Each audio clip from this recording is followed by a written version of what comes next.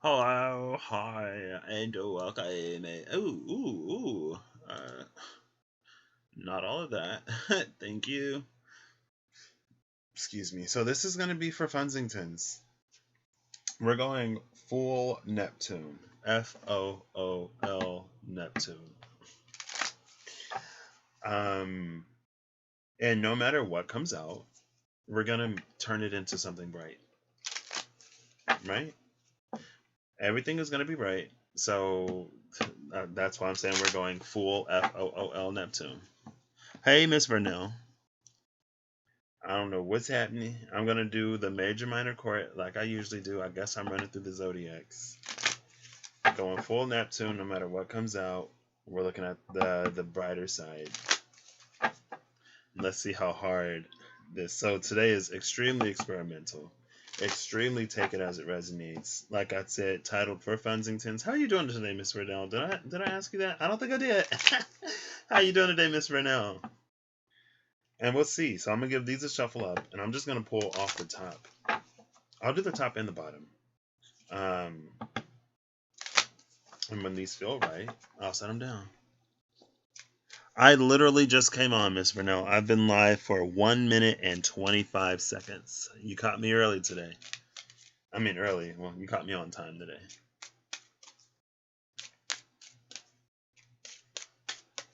Oh, what is this? Indecision. Common theme, maybe? With the woman holding a heart at the bottom of the deck. 44 and number 8. And the world behind it. Oh, y'all can't even see that. 44 and number 8. Oh, well, there you go. Indecision. Oh, yeah, that was right. Indecision in the world. Or indecision in the woman holding a heart.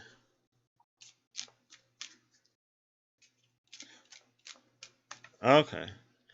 I'm doing well today. I did something today that I honestly never thought I would do. I was a pallbearer today, so I just got back from a funeral service, and we went out to the cemetery to, do the little thing that you do when you have the thing out at the cemetery. And it was like, can we get some of the pallbearers to come over? And they was like, Patrick, get over there. I said, what? So yeah, but I'm good today. I did leave just really wondering what my legacy will, not wondering what my legacy is or will be, but just really looking at the way that I walk through the world and kind of sort of like how I want to continue moving forward in it and what I might change, what I might do differently. But I'm good today. Thank you for asking. I didn't sleep too much last night, but I'm feeling well rested, so I'm not going to complain. And we're going to do this, and then I'm going to do some work. I'm giving myself 4 days to finish this assignment, and then 11 days to finish the last unit, and then like a month and a week to do an entire class. And then it'll be graduation time. Then it'll be time for me to work, and I'll be out in the workforce making money. And I don't know what's going to happen to my channel after that point, honestly. Never really saw myself getting this far. Never really set up a goal for myself to do anything with this. So we'll see. We'll live life and find out. We'll live life and find out. We shall see. Might just get a corporate job and disappear off the face of YouTube. Okay. So I'm going to give this a few shuffles, and then I will split these into major minor chords. We're going full Neptune, like I said. No matter what comes out, we're taking the positive side. Just because I want to do that today, It's not necessarily always the case. And if it's not going to resonate, it's not going to resonate. I don't want to say today's going to be throwaway readings, but, take them with a grain of salt. Da, da, da, da. What's today, the 15th? Da, da, da, da, da, da, da, da.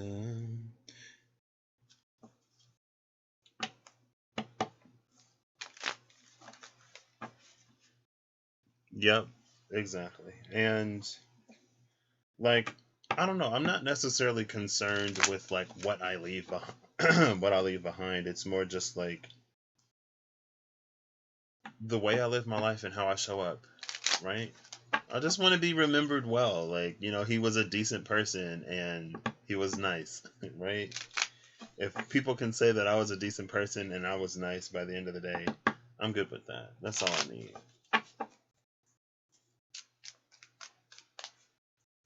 For the folks who know me, though.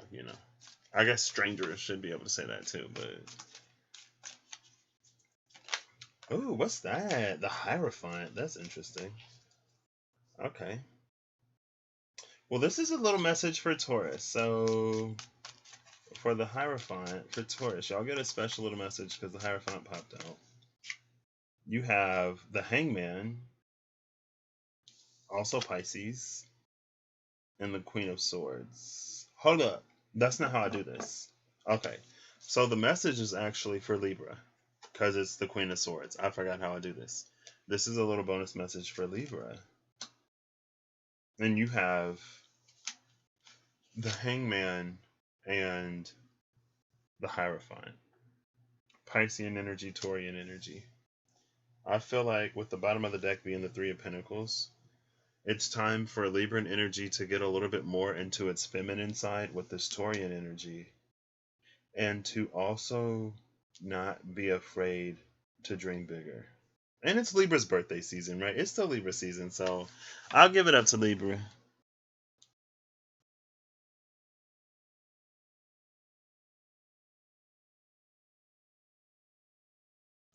There you go, Miss Vernell. Yeah, exactly that. And the amazing thing is that, like in my walk on this earth, I've already been able to do that.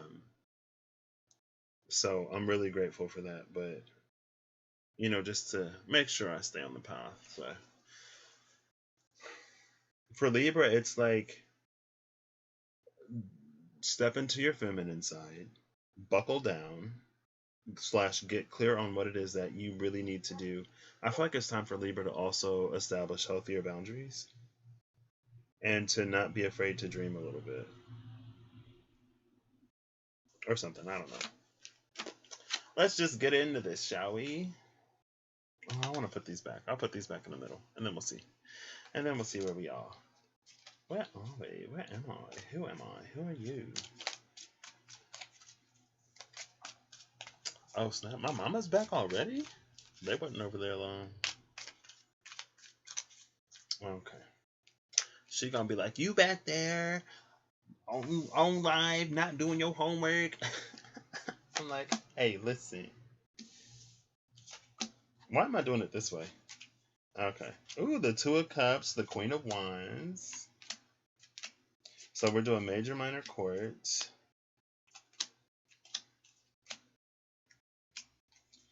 The aces I'm going to put with the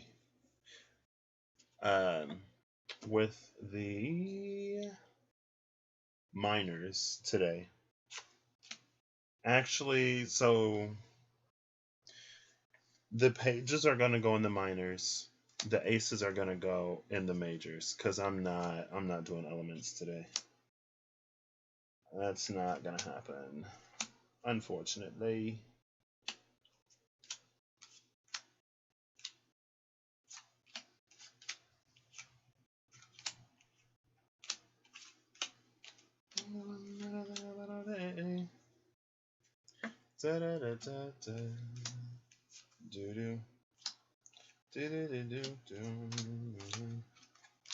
Every time I try to like get multiple, there we go.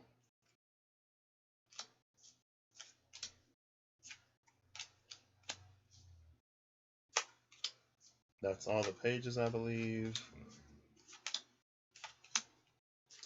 Aces and majors today.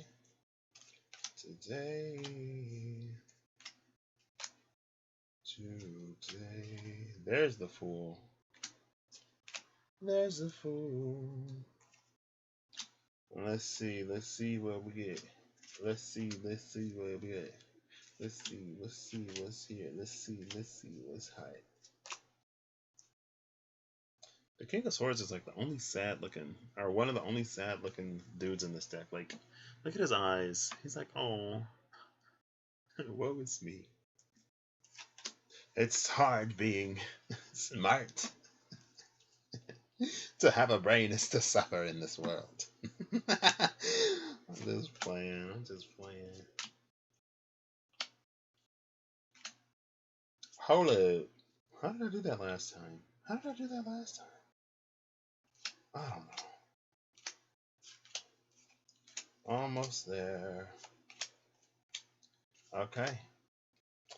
1, 2, 3, 4, 5, 6, 7, 8, 9, 10, 11, 12. Perfect. That's 12 signs. I'm going to be timestamping this as I go along. Timestamps will be in the description box after I'm done. Oops. We'll take this one first. Why not? 1, 2, 3, 4, 5, 6, 7, 8, 9, 10, 11, 12, 13, 14, 15, 16, 17, 18, 19, 20. 1, 2, 3, 4, 5, 6. Hold up. 22 plus 4 is 20. There should be 22 majors and 4 aces. 1, 2, 3, 4, 5, 6, 7, 8, 9, 10, 11, 12, 13, 14, 15, 16, 17, 18, 19, 20. 1, 2, 3, 4, 5, 6. Yeah, that's all of them.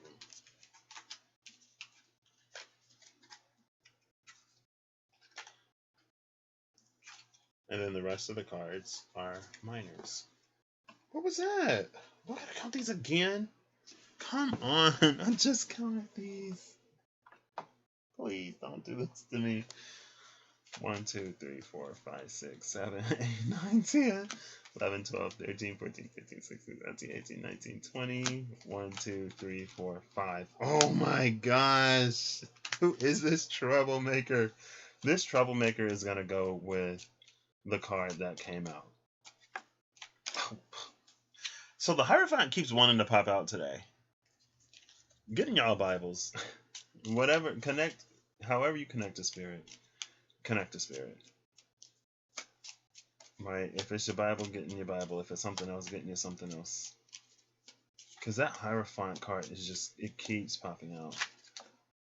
I was about to say, if that's the Hierophant again, now it's the Sun.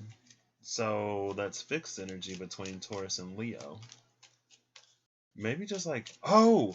So at the funeral, there was this one song, Better Days Are Coming. And I love that song. They sung it at my uncle's funeral service earlier in the year. I think that was in February. End of January. No. That was January. Because I think that was before I left. Before I went to Sun Cubs, maybe. Was that last year? No. Maybe. I don't know when it was. Anyway, they sung it at a service and they sung it again today. And I really, really like that song. Better days are coming. Better days. Better days. Better days are coming. Here it is. Oh, I've seen what the card is. That'll be real interesting. Something with Venus, y'all. Apparently. We get Libra energy. We get Taurus energy. What's up with Venus? What's in Taurus? We're going to have that full moon in Taurus. We're about to have this new moon in Libra. Uranus is in Taurus. Retrograde, like 9 degrees. It's far from everything in Capricorn. Nothing's in Virgo. 8 of Swords, I'm not taking that. Cancer is empty. And Pisces has Neptune. But Neptune is like a full 9 degrees away from Uranus. But I guess it doesn't have to be a planet there. It could just be the energy. I don't know. All right. A few more. Goodness, I guess we'll take it. So whoever came out first, all y'all cards wanted to come out.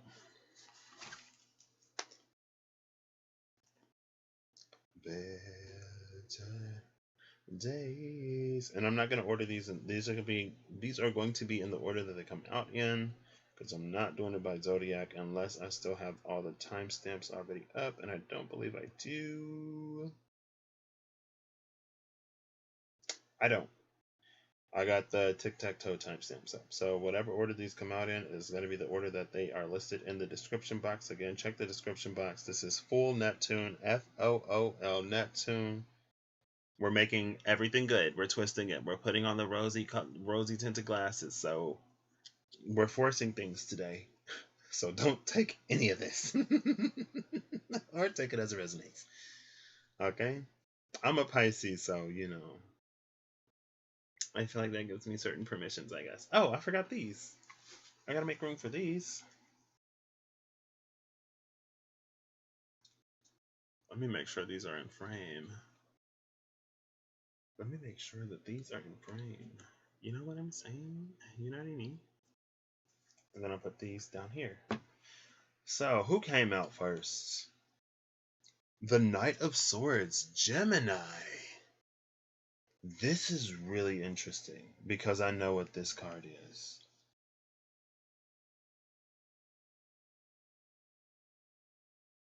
Did I say? I did say I was pulling the top and the bottom for this. So I'll put this in the middle. I wish I... Oh, wait. Yeah, I do. Okay, nice. Gemini, Gemini, Gemini. Last time I saw Gemini, it was so heavily intertwined with Piscean energy. I'm like, what's going on? Oh, gotta do the timestamp. I already forgot. Okay. Gemini 17:25. So Gemini, you're up first. You're up first, Gemini. What's going on in Gemini world? Well, the North Node is in Gemini still, you know. What else is going on in Gemini? Well, that's like it. Give me 1 second, Gemini, to change this to body. There we go. And let's get into this. So, Gemini, you are going to be sitting in the space of the Empress as your major arcana card, which is very interesting. Very interesting. Because it's like, what does Gemini create? Right, out in the world. Like, what does Gemini give? One of my cousins is a Gemini. She's one of my favorite cousins. She's married into the family. She's been with my cousin since I was a child. And they have 2 kids together. She's a Gemini. They have an Aquarius and a Libra. And my cousin is a Taurus. I'm like, goodness. Ooh, how you end up with all them air signs? A Gemini, a Libra, and an Aquarius. But Gemini sitting in the space of the Empress, and this card that wanted to come out, the 8 of Wands. Wow. Okay, so Geminis are like ready to move on something. And I think last time I saw Gemini energy, I can't remember if it was Pisces or Gemini because they've been so intertwined. But it was like Gemini needed to be more Pisces in the fact that they needed to be more imaginative. Right? Because a Gemini mind is an amazing thing. It's like, when used right, it can come up with ways to get nearly anything done. And I remember when I saw Aries last time, I was like, Aries, you need to think like a Gemini. But Gemini, it looks like Gemini's got their eyes set on something. It feels very advancement-y in whatever they're creating. And the energy of it is really supported. It's really supported with this 8 of Wands. Also, Gemini energy may be in a space of finding like-minded individuals who are also aligned to something higher, right? This isn't necessarily finding people to gossip with, to mope and complain with. This is about finding people to ascend with. Maybe Gemini is going to be coming into meeting some more of their soul family. Because, like, look at the Empress and then look at these wands, right? Very similar. Birds of a feather flock together. Birds, Gemini, air. The top for you is the Garden and the Gate, which means you're going to have to get outside of your usual. And the bottom card is the Sun. I mean, it seems like Gemini, everything that you want, it lies outside of your comfort zone. But I feel like the energy of Gemini should be okay with that. Right? It's not that, Geminis can't experience like social anxiety or whatever. But it looks like if Gemini energy exits its comfort zone, seeks like-minded, like resonant individuals who are also sort of aligned in the same ways or about the same things. It's like the blossoming of a new and beautiful community. And Gemini is about local community, third house energy, right? As well. And so, because honestly, there is this like Aquarian feeling energy. I don't know what it is, but it feels like Aquarius. But Aquarius in the sense of like 11th house energy. Like organizations or these like broader, like not necessarily your tight friend circle, but like co-workers or like community service or something like that type of energy. It's about coming together and really accomplishing something. Gemini, y'all might be, it's like volunteering somewhere, doing something impactful, being a light in your community or in your world or whatever. And I feel like it's going to hit you in a way that's going to unlock this more compassionate side of yourself.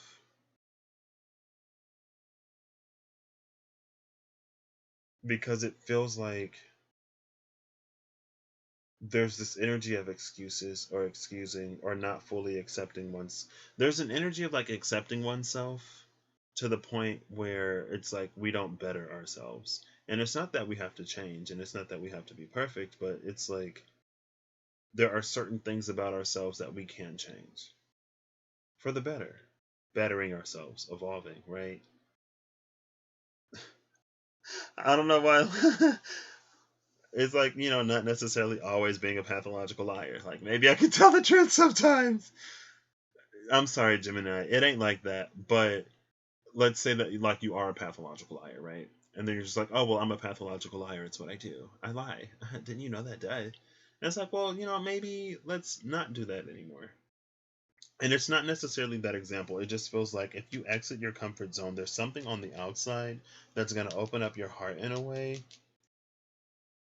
that brings in a lot of good stuff into your experience. And it feels like it's tied to a community. It feels like it's tied to an organization or it's tied to a group of people. But it's not necessarily a friend group. I don't know what this is, but if you've been thinking about doing some community service, donating to a local food pantry, or I don't know, getting in like AA or a book club online or like literally anything that's going to put you in a space of light with like-minded individuals in a more harmonious way. I feel like it's really going to maybe solve some sacral issues that you might have. I don't know why sacral just came out. But it's going to put you in this space to create more of what you want in a higher aligned way. Okay, work. It's looking, I'm like, whoa, Gemini, what? I feel like that's so drastically different from last time. Well, maybe not. Because I think last time Gemini had the Hangman and something else. And so maybe with the Hangman, you were in this space of, it almost feels like Gemini had the tower. Gemini had the tower. It was two towers. Because I was like, it feels like there's going to be this first tower. Gemini had the tower and the Five of Cups. That's what it was. Because I'm pretty sure it was Gemini. Because I was like, Gemini's going to have this first tower where something falls apart. But when that thing falls apart, it's actually going to open Gemini up to receive something that's really meant for Gemini. And then it's going to be the second tower that's a good tower because it's going to bring things into place and it's going to like shock you how easily you just fall into this new balance. But something had to be cleared in order for there to be room for this thing. And again, it might be outside of your comfort zone, but I think if you go for it and if you really show up, you're going to find something really, really nice. Like in a good way. Next is Queen of Cups, Cancer.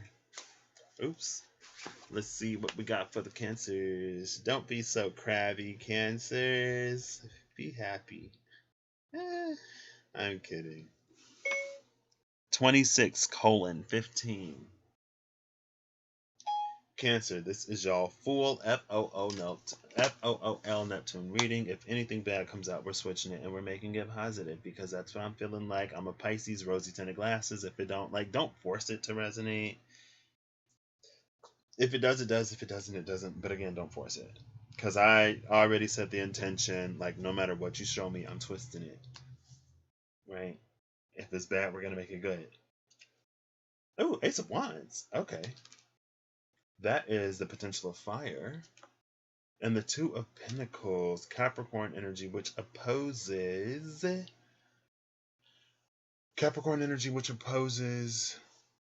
Cancer. And then with this Ace of Wands, it's a very Aries type of energy.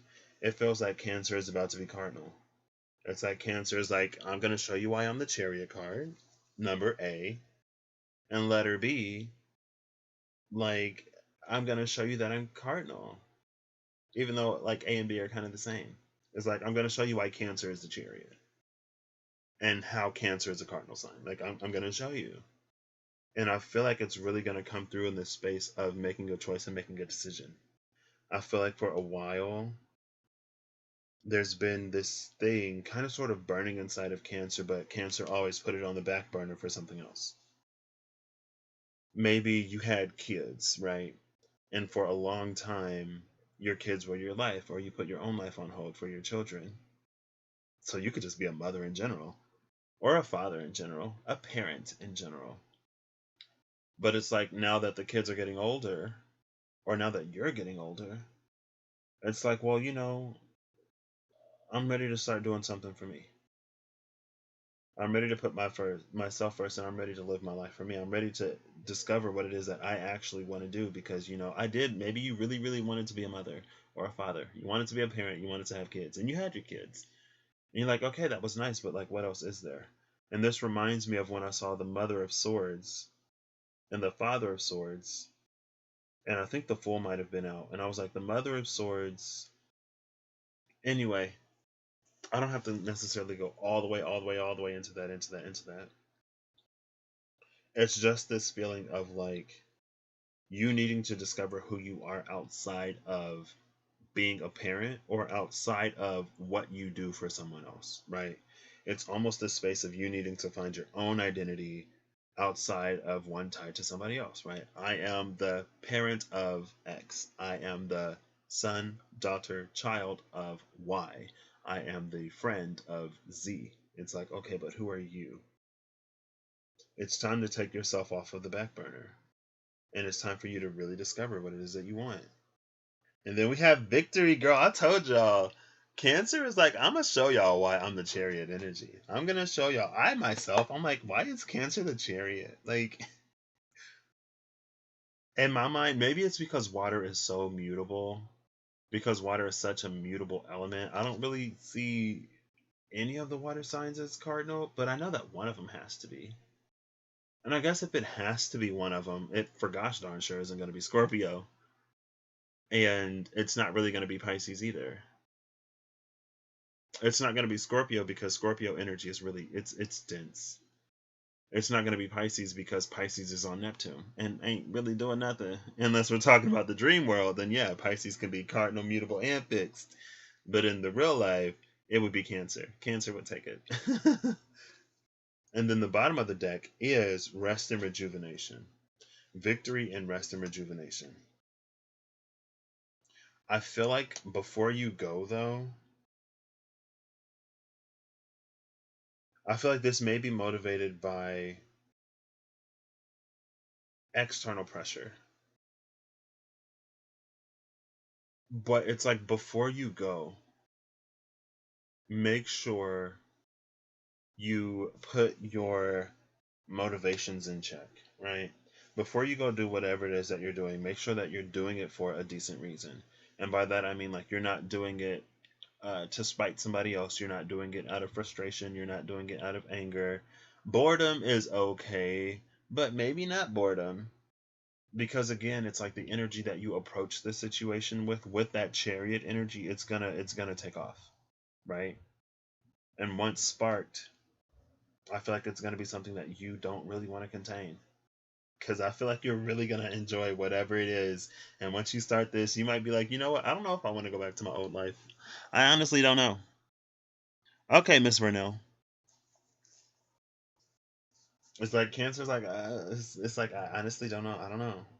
I don't think you're going to. I don't think you're going to want to go back. But I mean, all the more to you. Also, with this Two of Pentacles, I do want to say that like try to make sure you don't burn yourself out. So pace yourself a little bit, right? And know that you don't have to get it all done at once. And I feel like that's. I mean, I really don't have anything else to say. I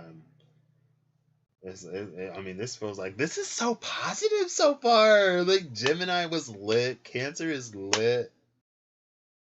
I feel like I haven't really had to twist anything yet.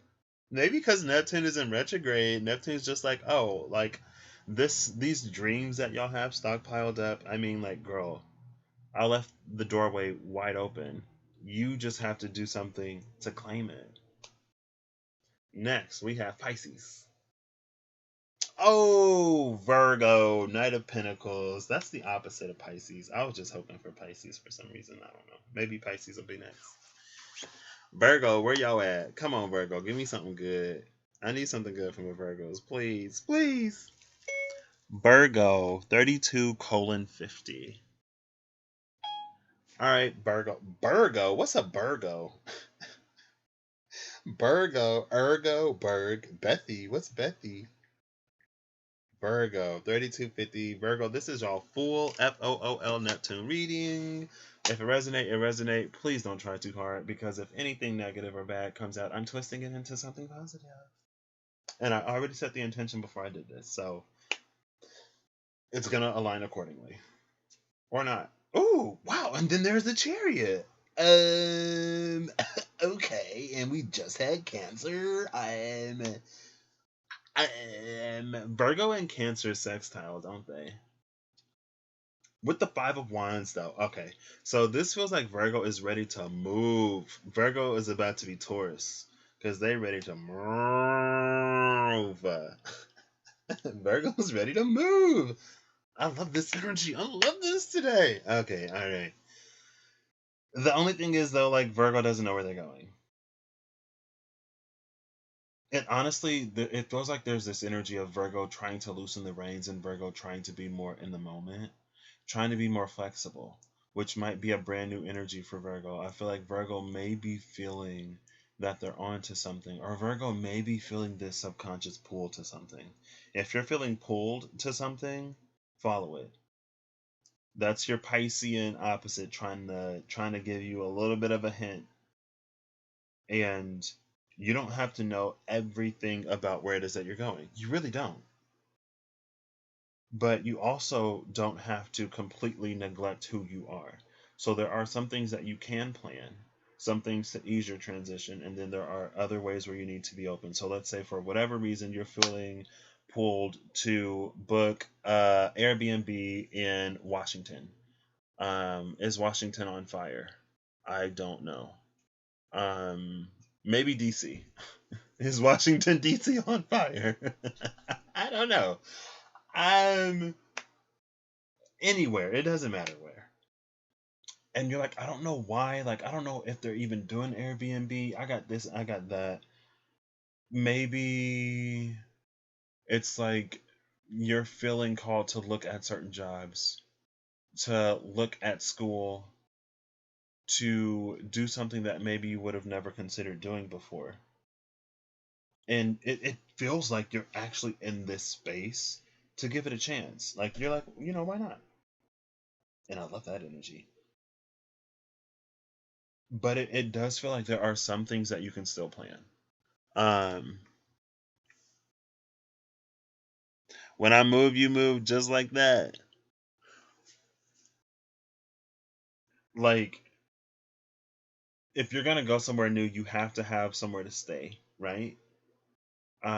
You might want to like see if there are any eating establishments nearby. Let's see if you're going to a larger city and you're gonna have to travel, then like, you still like, you're booking your car, you're doing whatever. I feel like it's not to know everything, but it is for you to be guided right now. And again, it feels like Virgo is coming into a space of finally not standing in their own way, getting out of their head, not overthinking or overanalyzing everything, not being overly critical of things either. Because I feel like you're starting to realize, or maybe there's this line of thinking in your head that's like, if I overly criticize this thing, if I overly analyze this thing, I'm gonna convince myself out of it. And it does feel like there's a little bit of this, like I just wanna just a little bit, just a little bit. I feel like a little bit is fine. A little bit is fine. I love this for Virgo. I love this for Virgo. Because last time that was weird. Ooh, what y'all got? Y'all got blossoming abundance. Like I said, with Pisces, when a Pisces when a Pisces feels that Piscean pull, and when you learn to trust it, you're guided in that direction for a reason. You may not know what the reason is for, the first while that you're there, but eventually, if you stay long enough, you'll know what it is. And I remember when I was guided to go to the university I ended up going to, I hated it for the first year. I was absolutely alone and isolated and miserable, but I didn't feel like it was time for me to leave. And one day, I saw some flyers up about working at the front desk of the dorm I lived in. And I was like, you know what? Not only can I make a little bit of money if I do this, but I can also start to meet people in the building that I live in. And that started my legacy. Speaking of legacies, that started my legacy at the university I went to as the front desk dude. And there are people I don't even like consciously remember on camp. It would be like literally years. And then on campus, they'd be like, hey, didn't you used to work at that one dorm? But by the time I left, people were like, didn't you used to work at that one dorm? Was it this dorm, that dorm, or the other dorm? And I was like, well, I worked at the front desk of one of them for years. I was an RA in the other building. And then I went to this third building and I worked there for like a year and a half. So, I mean, it could have been either one of those. But again, sometimes it reveals itself later. Just trust that you're sort of being navigated and guided and pulled in the direction that you're going in. And it may feel like you're not focused, but I feel like if you loosen up the reins a little bit, you'll discover that you actually make it pretty far. And then at the bottom of the deck is yin yang. Yin yang upright is the yin cycle. It's about being receptive. It's about being open. It's about being guided and being led. If you listen to your intuition right now, if you overanalyze a little bit less, and maybe just practice regular analyzing, practice regular analyzation. I think you're being called to something that is going to be so for you, and it doesn't have to be right now. It might be in the upcoming future or in the near future, right? But this openness starts now, or maybe it is right. I don't know, because like it could be one thing that leads you. See, when this chariot energy is more divine, and like less us doing what we want in the world. Sometimes we're navigated to a space to be in position to receive another opportunity. So what you're feeling guided to might not necessarily be the be all end all. It might just be this place where you meet this other collaborative, cooperative component in driving you closer to your destiny or whatever this blossoming abundance is for you.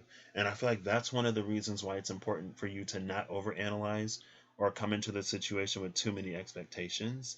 Because again, whatever you're feeling pulled and guided and led to, whatever direction, like you don't even necessarily have to move. You could just be looking at a certain line of things. But that's going to expand your mind a little bit. And then maybe something else will expand your mind a little bit. And then here will come this shining opportunity in the middle that's a little bit of both of these things. And if you weren't expanding in this way or expanding in that way, you would have been like completely not open to whatever this is.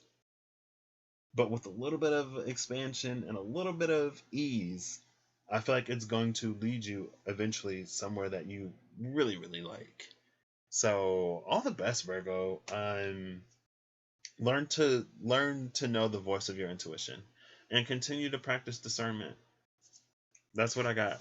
Oh my gosh, these are I need to tap into the energy of Neptune more often. These are great. Okay, who's next? Next is Queen of Wands, Aries, Cardinal Fire. Man.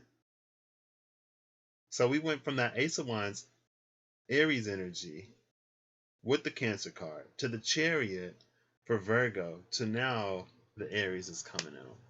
See, there's this like little ping pong zigzag, like that's why trust is so important. And that's also one of the reasons why it's like this is still for Virgo, but it could also be for Aries. It's for whoever's listening, I guess. That's one of the things about trust in the divine and how the divine works in mysterious ways, how the divine works in mysterious ways and High Priestess energy that I feel like sometimes we don't fully get. Sometimes we feel led and guided in a certain direction and we think that that is for us. But like I said, that might just be like a pit stop, a rest stop on the road to you getting where it is that you're actually supposed to be. But if you get overly fixated on the thing, then it's like you reject what was actually supposed to come next. You don't take this exit when you're guided to take the exit because it's like we can't be fully navigated to a space that we're not prepared for.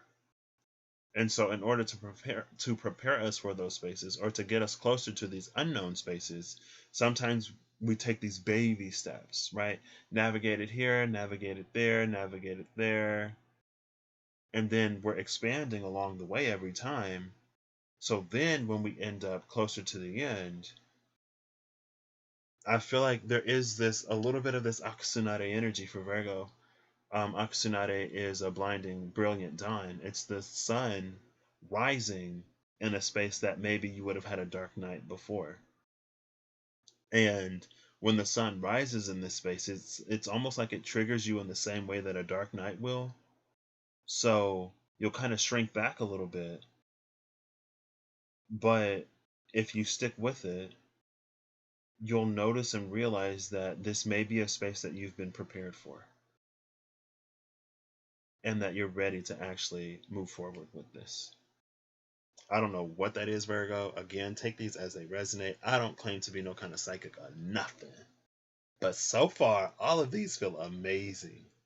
Amazing. Aries 44:27. Let's go, Aries. Let's see where y'all at. Where y'all at, Aries?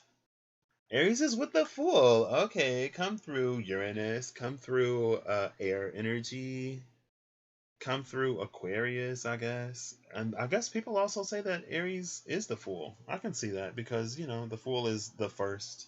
It's taking that leap of faith, and who's more cardinal than Aries? And then the Ten of Pentacles. What is going on today? Like, what is happening? Why are all of these so good? Why are all of these so good? Thanks, Miss Renell. Goodness. I'm loving it. This is what I've missed. I like, oh, thank you. See, I ain't even got to twist nothing. Maybe I just had to be like, hey, divine, listen. I know that we're in this time of transition. I know that we're in a time of putting the past in the past so we can step into these amazing new cycles that y'all have lined up for us. But can I like lighten up and enjoy something a little bit, please? And that's why I was like, you know what? We're going full Neptune, FOOL Neptune today, even if it's bad. We're twisting it. And then everything comes out just naturally gorgeous. I'm like, okay, work. Yes, fan of that energy. So the Fool and the Ten of Pentacles. I feel like for Aries, this is interesting because this is something that is very much your element, and then maybe something that isn't necessarily your element. And I only say that because the Ten of Pentacles to me is giving me Earth energy, and I don't necessarily associate Aries with Earth. But this does remind me of, I believe it's the Jupiter and Aries reading I did a long time ago. And I haven't forgotten about that series. I just don't have the space to lay out all the cards here. So that's why it's still on hold.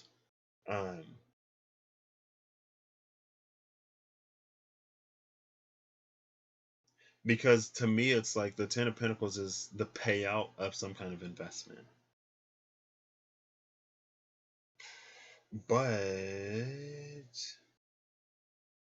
the white rose is rising out of this crown. I'm actually going to look up white rose symbolism really quick. Give me a second. Because it's coming out of the crown, and the crown is the jester's hat. But a court jester is a lot smarter than just the fool. He has to be. She has to be. They have to be. Why gender it, right? Because if they're not, then, you know, it's like off with their head type of energy.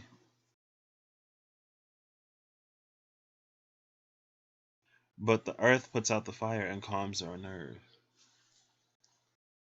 But I feel like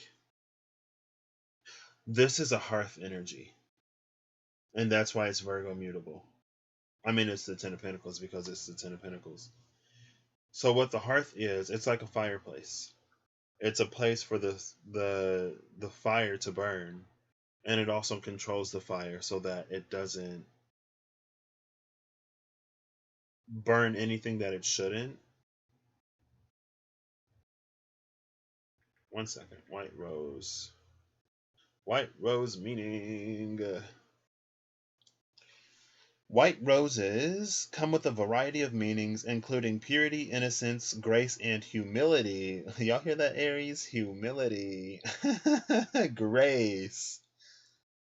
Because these flowers have long been popular for weddings, they have also come to represent new beginnings and budding love. I guess I shouldn't be surprised about purity and stuff like that. And the hearth is a representative of the home. And I did say the hearth, right? So this could be a new beginning. This could also be a new beginning with a family member or an extended family member. Like if relationships were stressed or strained because you wanted to go in a way that maybe others didn't, especially if you're in Aries with a lot of family or older individuals in your life who are not either a cardinal sign or a fire sign, especially if they're like earth signs, then I feel like they may not necessarily understand that fire, right? They may not necessarily understand wanting to do something that isn't established or that doesn't lead to like guaranteed stability.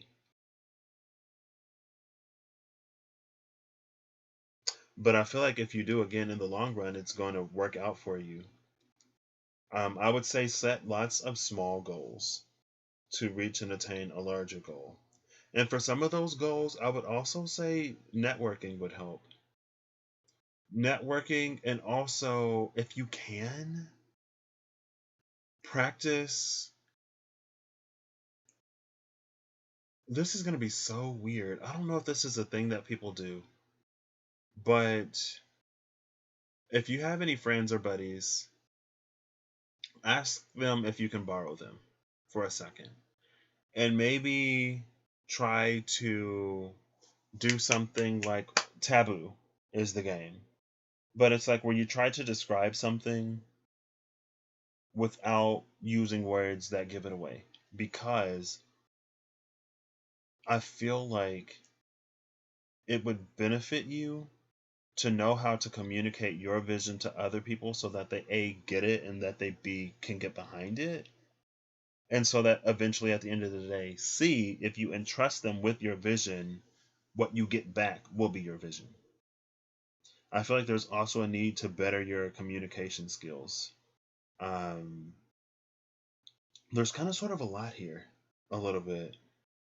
Again, it does feel like there's an opportunity to improve some relationships with a family member or a long-standing friendship or a really, really close friend.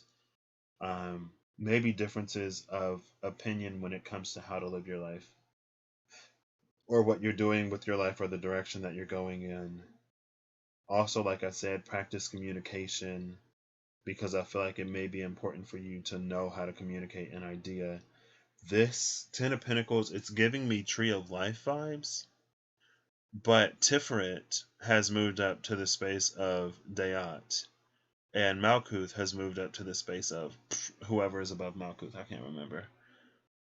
The Void in the Tree of Life is absent. The Void is gone, right? Because if the Void was here, it would push these three pentacles down a little bit, and then you would have the Kabbalah, the Tree of Life. But it's like they've been moved up. So now there's a pinnacle in the space where the void was.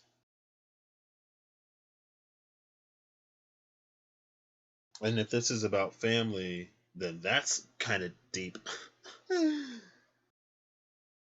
But maybe if there was like a lack of approval from family or somebody else, it could have left a little void space there. Maybe you'll resolve that in the space of this Mercury retrograde. Open and honest communication, leave the egos at the door. We all do the best we can. And we can all only give up to our capacity to give. We can all only receive to our capacity to receive, and it's very difficult for people to give things that weren't poured into them. But it does feel like there may be some resolution that you get from somebody else or that you give yourself. And I feel like if this is a space of needing to have something resolved, that resolution is going to put even more fire under you. It's almost like when you get to a space where you don't need the approval of someone else, they give it to you. And even though you didn't need it to have it, it's like it ties up loose ends. Or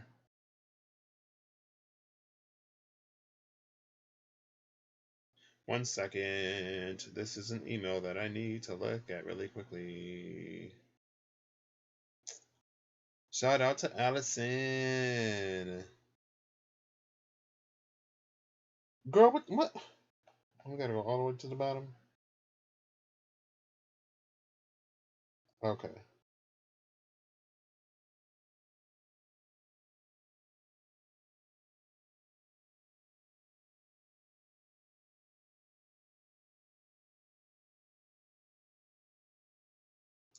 December is 2 months away. Less than 2 months away. Everything can change by then. Oh my gosh.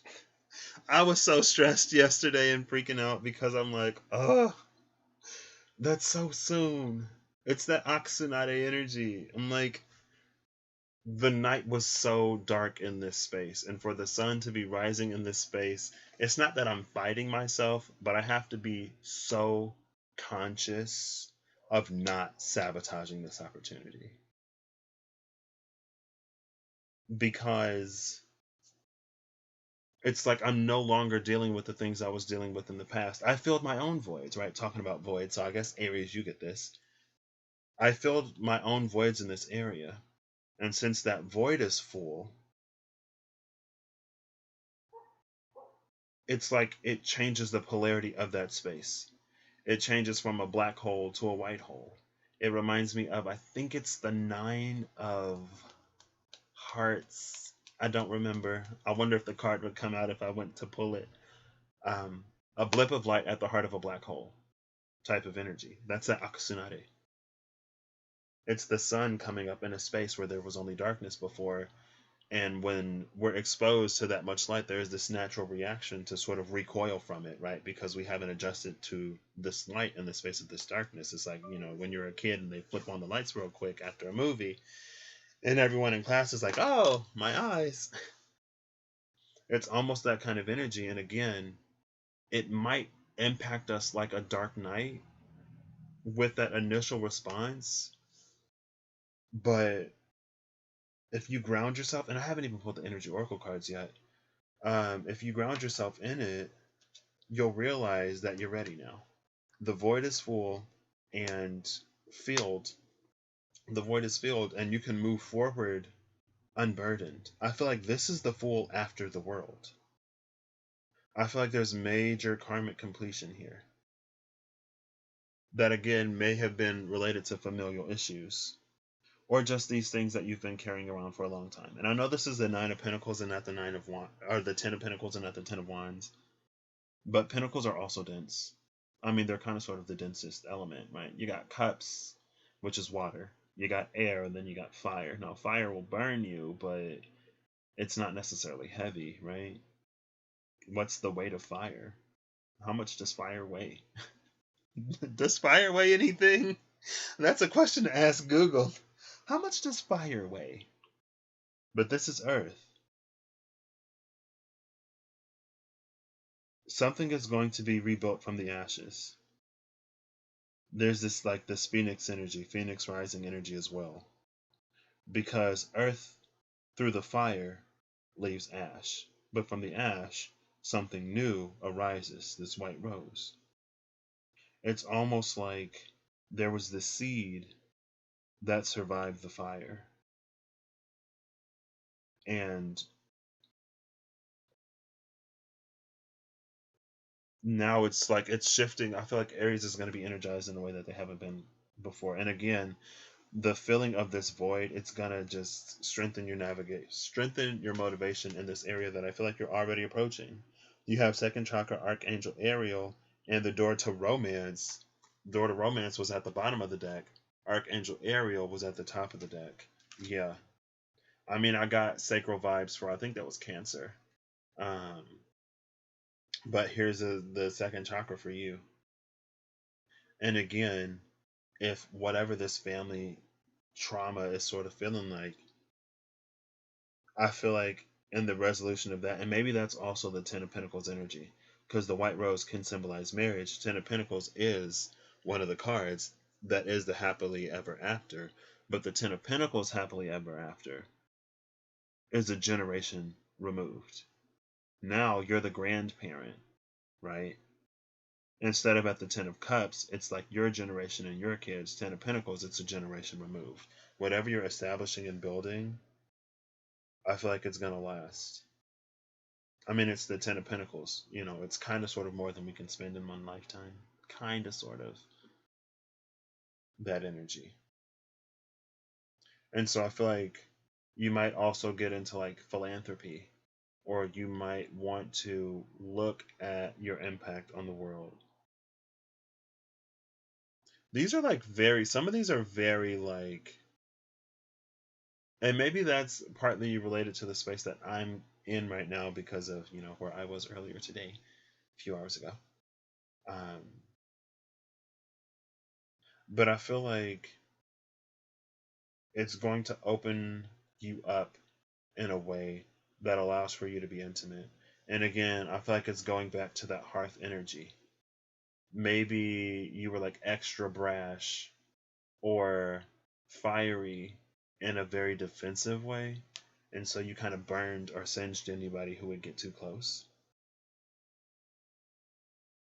But with whatever sacral work is happening and going down, is going to release the limiters on intimacy. And not only physical intimacy, but also emotional intimacy, spiritual intimacy, even maybe even mental intimacy, right? Some people really don't want for people to be able to know who they are or whatever, right? They don't want to oh, you can't read me, I'm mysterious or whatever, I don't know. But with the door to romance, I feel like it's gonna open you up in a way that it's this full energy. It feels like looking at life in a whole new way. And this Ten of Pentacles actually might be the resolution of a Ten of Wands energy. Like you could be healing some kind of generational curse, some kind of karma that's passed from generation to generation in your family. And as you heal that, and as you lift that energy, it's going to be replaced with this abundance. And it's just going to, I feel like it's new beginnings in so many different areas and aspects. Make sure you ground yourself and make sure you practice gratitude. I think in practicing gratitude, you'll be fine. So it's looking gorgeous, whatever it is, Aries. It does kind of sort of feel like there is this a little bit of a heavier energy, but it feels like you're on the other side of that heavier energy, honestly. Or you will soon find yourself on the other side, and it's going to be beautiful. It's going to be absolutely gorgeous. All right, I'm taking a little bit too long, but that's fine. Next is the King of Wands. Come on, Leo. Come on, Leo. Leo is kind of sort of low-key my favorite energy right now. Can you tell? I feel like I only talk about it like every single video here lately. Let's see. Let's see what's up with the Leo energy. I'm excited. From Aries to Leo. Here's my notes app. I'm like, excuse me. I'm like, what did I open my phone for? Fire signs may be the first element complete this week. I don't know if that's necessarily happened too much. We got one air sign, one water sign, one earth sign, and one fire sign. Mutable, air, and earth. Cardinal, water, and fire. That's interesting in itself. We're all on these magical magician type paths together, but separate. Oops. 1:02:50. So, Leo, this is going to be your full FOOL Neptune reading. If it's bad, we're going to make it good. Rose-tinted glasses on if need be. So far, we haven't needed them, though, so I don't know. Let's just see. Oh, Leo coming out with the world card. See, I told y'all Leo energy. Was my favorite right now. I said it. The world and the Nine of Swords. I like this. I like that the world has come out with this Nine of Swords. I feel like Leo's been in this almost Aquarian energy, honestly. It feels almost Aquarian. And you could say it's because, right now in the world we're socially distancing, or we're supposed to be, or not. And light has kind of sort of been absent. And maybe that is it. Maybe it's felt like these brighter days are a ways away. And it's really hard for us to see right now. But for Leo energy, I feel like Leo energy, it's almost feeling like, since Leo is connected to the sun, it's like when I rise, the sun rises. When I'm bright, the world is bright. And if I want things to be brighter, I gotta be brighter. And so there may have been some things that Leo energy was running away from for a long time, and going into its shadow to sort of fix. It honestly feels like a fear of rejection. And so this Leo energy went super hardcore into this energy of like I know I'm this stuff. I don't need anybody else to tell me I'm this stuff, blah, blah, blah, whatever. And B,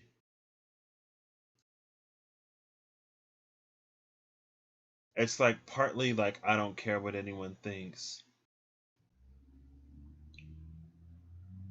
and partly like I don't know. B is so like Loki. I honestly forgot it as soon as I said the letter B, but it honestly feels very convoluted. It's so convoluted that I can't even wrap my hand around it. It feels like mental gymnastics to justify why Leo energy was what it was.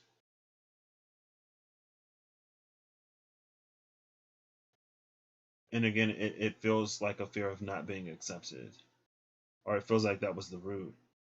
And so it's like it caused the sun to expand because the sun was afraid of going out. And so it expanded, right? Like, oh, I'm not going out. Sun ain't going nowhere. It ain't going to be cold over here. Watch, watch, watch. See how hot I can get.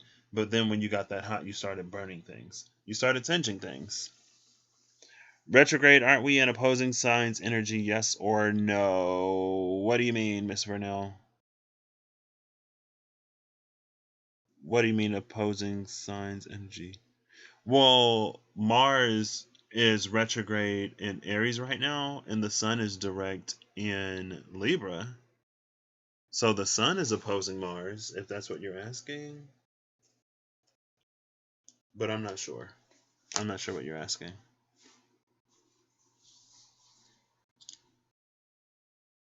But yeah, it feels like there were these things behind Leo. That Leo, it's like you expanded, but you kind of started to, you were too hot. You started to burn things. And now, I feel like this energy is really coming out of that. And it's almost like the cuddly side of Leo is about to come out, and I love that. Like the big kitty cat side of Leo, right? Have you ever heard a lion purr?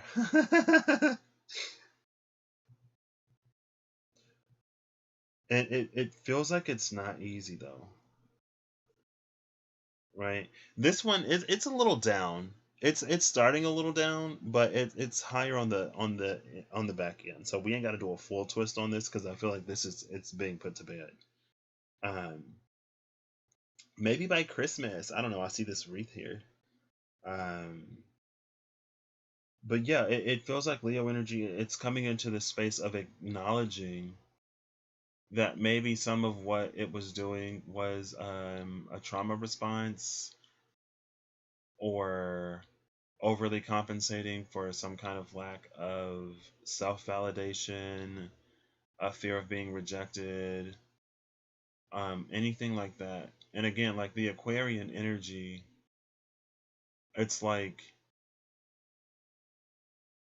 it's weird because it's like you're trying to shine brighter, but you're getting more distant at the same time.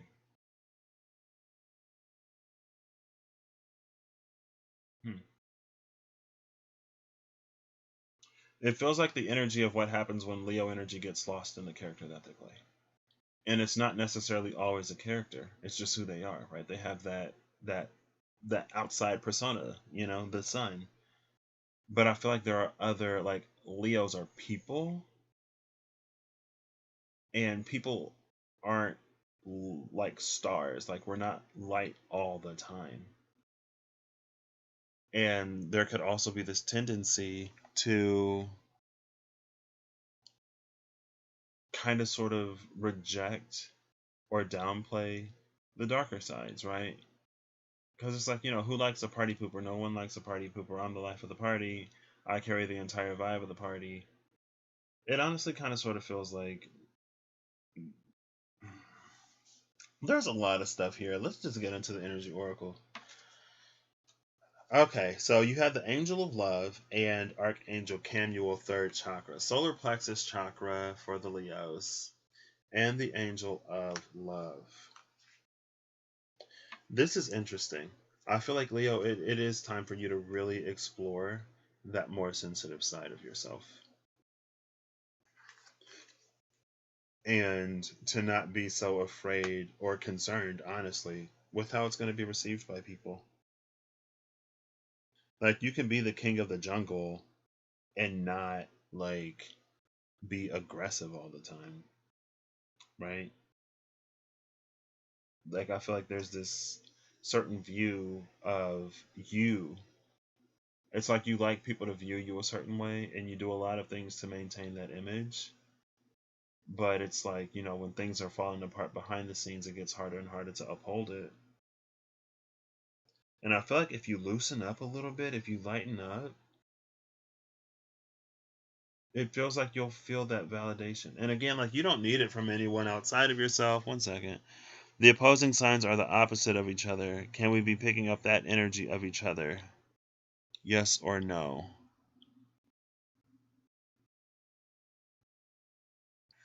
I mean, I'm not really qualified to give a yes or no answer to that, Miss Vernell. If that's how you're feeling it, then I'd say yes.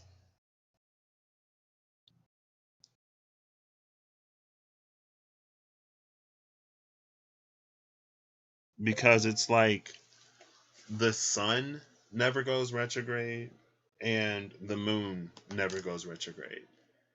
And so, like,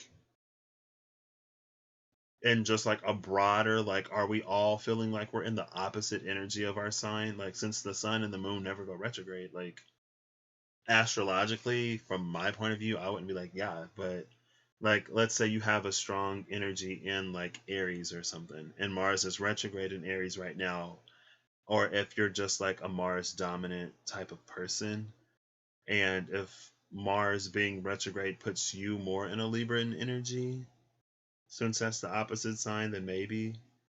Honestly, I don't really have enough like information to like really have an opinion, honestly, and that's totally valid. Like, I don't like, if you feel it that way, then yeah. If not, then I don't know.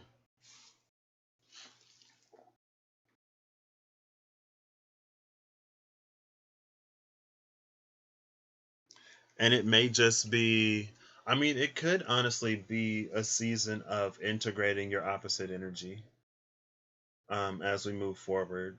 But I feel like it's kind of sort of always, we can always, learn from our opposite energy. So again, I'm not sure. I'll have to think about that one more. So Leo, what is this? I said we're gonna make this positive, right? I think, okay, Leo, we may be interjecting a little bit of Neptune here, not too much, because we do have the Angel of Love and the third chakra Archangel Camuel at the bottom of the deck. The third chakra is our solar plexus. It's responsible for our feeling of sustenance, right? Okay, so it's empty. Leo, you may be a little empty on the inside because as you, this could be in the past, right? Because the world card is here. I feel like the world and the nine of swords, it's really, with the nine of swords, you're becoming aware of it, and in this space of being aware of it, you can put it to a close. But I feel like before you fully close this with the ten of swords, you may be seeing how it's affecting you in all of these different areas with that world card.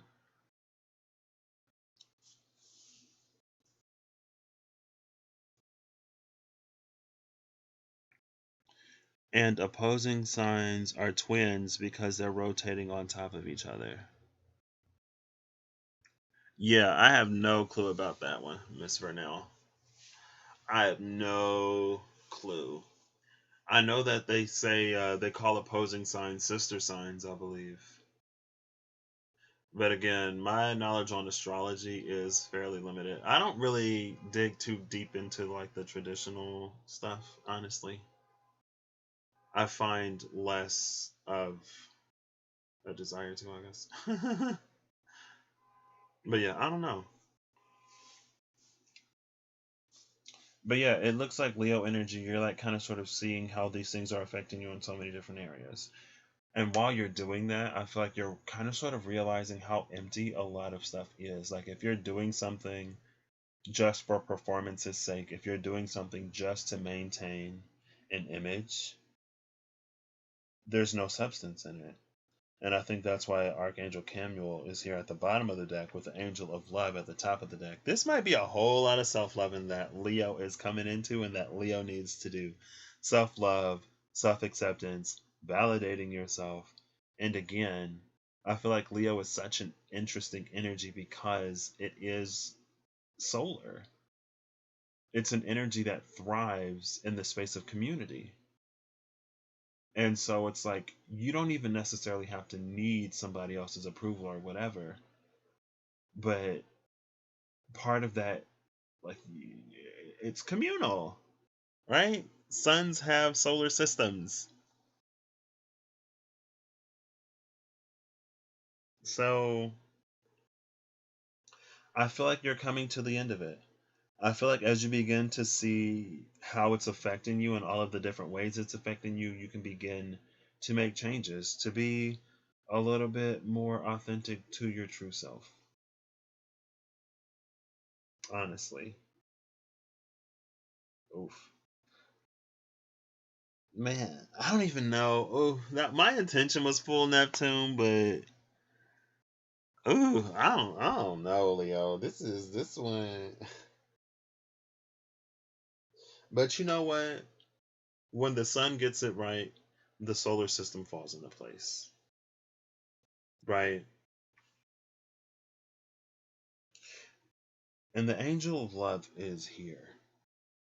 I would say don't be afraid to be vulnerable. Don't be afraid to be open. It may be like a lack of vulnerability and self-confidence has caused you may see maybe you burn some bridges. When I talked about you expanding and burning stuff up, things getting a little singed. Maybe it rubbed some people the wrong way. Maybe you have these steely walls up to keep people from seeing you as, the big kitty cat that you are. And again, just because you're a big kitty cat doesn't make you any less of a lion. Like, you can still go out there and tear up a gazelle if you got to. But you ain't always got to act like that because, that ain't all a lion is. I don't know, Leo. This one weird. This one, you ain't getting no Neptune.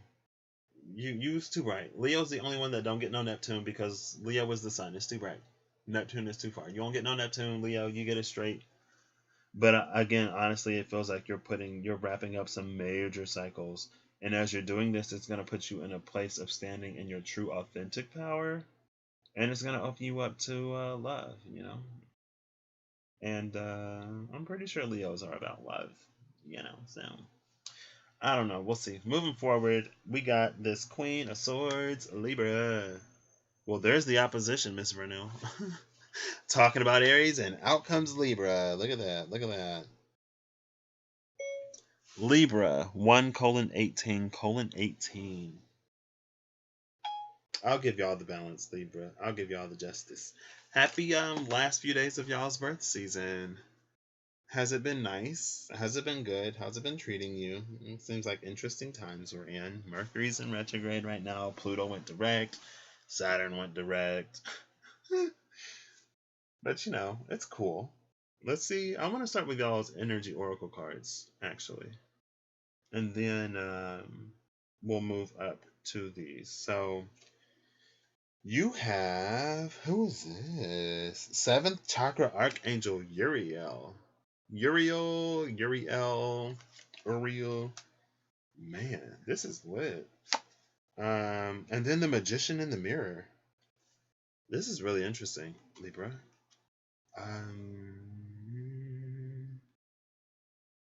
I'm speechless. I mean, if the high priestess is here, she might not be, but if she is, oh, she's not. Okay. I was gonna be like, if the high priestess is here, I'm not gonna say nothing. I'm just gonna keep it moving. So you got the strength card, and we were just talking about Leo. Hold up, wait, Miss, what? All that time talking to Leo, and I just completely forgot about Leo. Aries was the sign before Libra. Goodness, I guess I had oppositions on the brain. And I might as well pull this one too so I don't forget. Ooh, the Ten of Wands. Okay. Strength in the Ten of Wands. That's Sagittarian energy. That's Leo energy for Libra. Um, Uriel and the Magician in the Mirror. With strength in the Ten of Wands. Okay, Neptune, help me out here. Because I said we're going to twist this, right? Libra, you's going to make me put in some work. Leo was kind of sort of already knocking on the door. The good thing, though, is like you have strength, you have Archangel Uriel, 7th chakra, and you have the Magician in the Mirror. I feel like, Libra, you are in a position literally to begin manifesting the life that you want to have for yourself. But you have the Ten of Wands here. See, I feel like your hang up, Libra, is that you're in this space of manifesting the life that you want. You are open. You are receiving these downloads. You're being guided. You're getting all the, you're doing all this work. You're clearing up all of your energy centers, right? Doing all of that. Your crown is open. Hopefully you're grounding some of the things. I feel like you are if you have the Magician in the Mirror, the Hand of Fire, the Hand of Water, Flame, passion, action, water, receptive, spiritual, emotional, all of the tools of earth and spirit at your disposal. There's this silvery mirror that's foggy in bits, and the fog clears with your intention. I feel like your energy is kind of sort of spread. Either it's like your energy is spread a little thin right now because you're giving it to so many people, or because you have so many ideas moving forward. Honestly, it feels like you're trying to bring someone else into your manifestation, Libra. And as you're doing that, it's diminishing your ability to make things happen. Because we have it within us to manifest things for ourselves. And other people have it within them to manifest things for themselves. And when we're manifesting things for each other that align with each other, that's great. It fuels, it builds it up. But we can't do everything for someone else. And it feels like, Libra, you're kind of sort of carrying the energy of somebody else right now. And you can't carry anyone else through a portal. I feel like you're feeling like you're strong enough to do this. I feel like you're convincing yourself that you are. And you're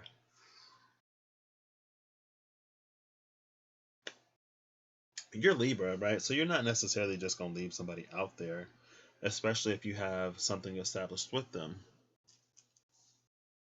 So, but it's kind of sort of looking like it's time to let them go. It's time to cut them free.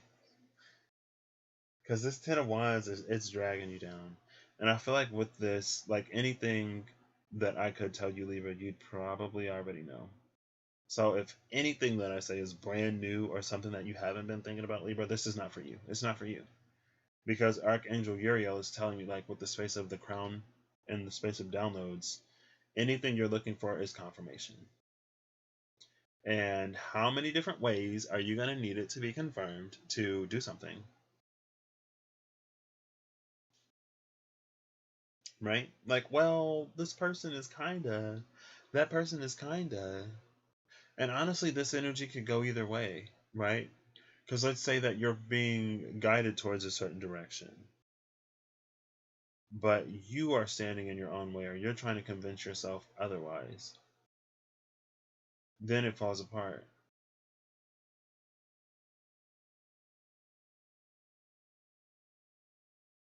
It honestly feels like it's time for Libra to pick up the scale and to rebalance and to reshift.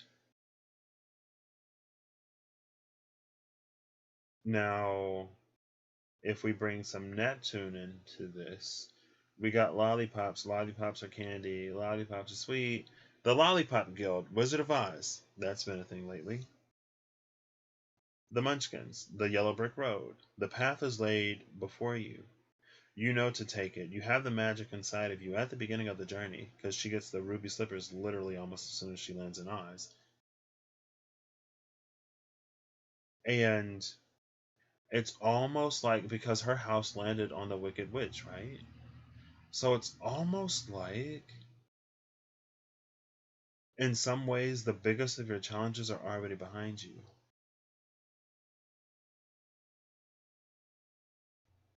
And along this journey, you're going to meet some people. You're going to meet some people who are lacking some things.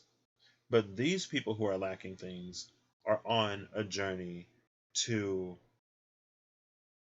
fulfill those things that they're lacking. And so when someone else is in a space of fulfilling what they're lacking actively, then those are energies that we can work with, because we can work in tandem and cooperate with those energies already flowing, right? We can't be the only energy flowing in a situation and in a space to get it to work. Maybe I should have cut this in half. Because I'm like, oh, it was so good in the beginning. It was so good. Going full Neptune is hard for me. Because I'm not going to just be like, oh, like, this is in here. Even though that was kind of sort of the intention. But again, I feel like on this journey, on this path, you'll meet people who are also in a space of growing, also in a space of growth, and who are aligned to you. People who you can work with, but not work for. You can't work for anybody. We all have to balance our own scales. Excuse me. And I feel like it's time for you to find people who do, get rid of people who don't, honestly. And you just got to have the strength to do it, because once you do it, I mean, with the crown chakra and the magician in the mirror, that's like such a divine creative energy. Like, I feel like there are some zodiac energies, and maybe all of them, honestly, are carrying certain weights right now, moving forward. And with Libra being the energy of justice on a planet that hasn't really known justice on a large scale for a while, on a planet that will shift the scales of justice, on a planet where there are those who will shift the scales of justice in their favor to trivialize their own crimes against others and humanity at large, and to overly emphasize others to maintain a certain story. It's like it's up to the energy of Libra to begin to be the justice in your own lives from that Libran energy. It's up to Aquarius kind of sort of to be the future. It's up to Leo to be the light. It's up to Scorpio to resolve the things in the deep. It's up to Aries to give us the fire to move forward even if we're unsure or uncertain. It's up to Pisces to keep dreaming the dreams and to not let them all devolve into nightmares. It's up to Cancer to keep the love alive. It's up to Sagittarius to, I don't know. What is it up to Sagittarius? I mean, the South Node is in Sagittarius right now, okay? So, honestly, I feel like it's up to Sagittarius to, with the South Node being in Sagittarius right now, to be open-minded and to remember that there are things that we know are possible now that never would have been possible or were so far outside the realm of possibility in the past. And so it's almost like in some way it's up to Sagittarius to remember the history of evolution. And that as long as we continue to aim high and aim true, we'll get there. It's up to Capricorn to start building these foundations. It's up to Virgo to be this space of purity, almost to be this space where it's like it's holding this pre-justice space. It's like the judge in the court is justice, but the courtroom, the jurors, that's like Virgo. Providing this space almost with Pisces at the same time, since that's the axis of servitude, but it's this space where people can come in and they can be cleansed, purified, lifted, cleared of all the burdens that they've lived with. We all have a piece to play right now. Anyway, like Leo and Libra, like y'all two are just like throwing me. But that's fine. I don't think it is for me to know the answers, because I don't think it's for me to give you anything solid. Honestly, you have, I mean, especially you got the crown chakra. So I would say trust your intuition, trust your guides, and be open. Be open to gaining clarity. I feel like maybe Libra, let's say that there are some things in your life that you don't want to know. You honestly just don't want to know because you like, they say ignorance is bliss. And your life is easier with these things that you don't know. It's time to take the blindfold off, though, Libra. You're the energy of justice. You can't, like, I know they say justice is blind, but when they say justice is blind, they mean that justice doesn't favor one side over the other. Justice favors the truth. Justice favors fairness. Justice is blind doesn't mean that you only hear one side of the story and you always rule in their favor. Hello? That's not what blind justice is supposed to be, at the very least. But you have the strength to do this. Be a little more leonine. Also, put yourself first. That's what this is saying. Put yourself first. Here's the Ten of Wands. You, one of these wands amongst 9 others. Here's the Strength card. You put yourself first. Stand in your authenticity. Stand in your truth. If somebody ain't treating you right, it ain't your job to just take it. It's not. Get out of there and get what you want for yourself, because you have so much gorgeous energy around you, just open to ya. And next we're moving to Scorpio. Where my Scorpios at? Scorpios at? Hey! I'm just playing, I'm sorry. I love Scorpios. I love Scorpio energy. Scorpio 1:31:11. Scorpio, this is y'all full Neptune reading. I'm going full Pisces on y'all, Scorpio. I'm not holding anything back. Neptune, we're channeling straight up Neptune for y'all because, hey, maybe y'all need a little bit of fantasy. We're coming into y'all birth season. I don't know how you feel about your birthday, Scorpio. Some Scorpios turn up on their birthday. Some Scorpios be like, oh, another year on this miserable rock. I'm just playing. I don't know any Scorpios like that, really. That's what the memes say Scorpio was like. But Scorpios be lit. Hey, Scorpio is Mars ruled. Come on. Pluto and Mars. Ain't no party like an afterlife party, because an afterlife party literally never stops. It goes on for eternity. Okay. So Scorpio, y'all are sitting at the Tower, which is your energy, through, Mars. The Tower and the Four of Pentacles. Okay, Scorpio. This is why I said I was going full Pisces on y'all. Because it's time for Scorpio energy to open up. It's time for Scorpio to let the world see how much of a teddy bear y'all actually are. See, if you ain't got that trine with Scorpio, then maybe you can't really see Scorpio sometimes. Or it's easy to misconstrue Scorpio. Sometimes Scorpio is a little messed up, though. Not like messed up, but sometimes Scorpio is a little twisted. Just like anybody can be. And not twisted, they just like, they act out. Sometimes Scorpio act out like we all act out. And if you hurt, like, Scorpios can really hurt people with that stinger. And sometimes they do intentionally. But I feel like 9 times out of 10, if Scorpio is trying to hurt you, then Scorpio is probably hurt. Honestly. Either they're hurting themselves or someone else is hurting them. And I feel like Scorpio is about a more subdued power. It's not necessarily extremely overt or extroverted with it, but I feel like when raw, it can be. But I feel like it's okay. Like, I just want to love this, whatever this Scorpio energy is. I just want to give you a big Taurian hug from my Taurus moon. Because I feel like it's okay to soften up, to not be so rigid. It's okay to love, and it's okay to love yourself. Right? The Tower card in this deck reminds me of a battery, honestly. And it's not aligned, so you're not getting the full charge. When's the last time you've done something, or when's the last time you did something that you want to do, Scorpio? When's the last time you poured into yourself? When's the last time you loved yourself? And not in the Scorpio way, loving yourself. You know what I mean? When's the last time you let somebody love you? And not just in the Scorpio way, if you know what I mean, but like actually, like, in. Allow yourself to be open, allow yourself to be vulnerable. And just let the defenses melt. And honestly, if people aren't worth having in your life, then cut them out. Right?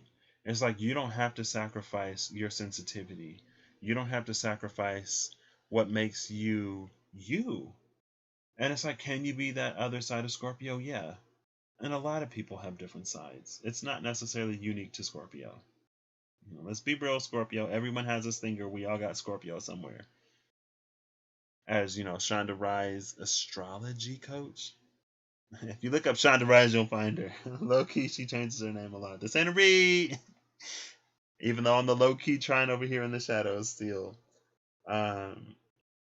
But she'll be the first person to tell you everyone has Scorpio in their chart somewhere. And so we all have that in us. And I want to say like it's not a personality, but it can be if you wear it like it is.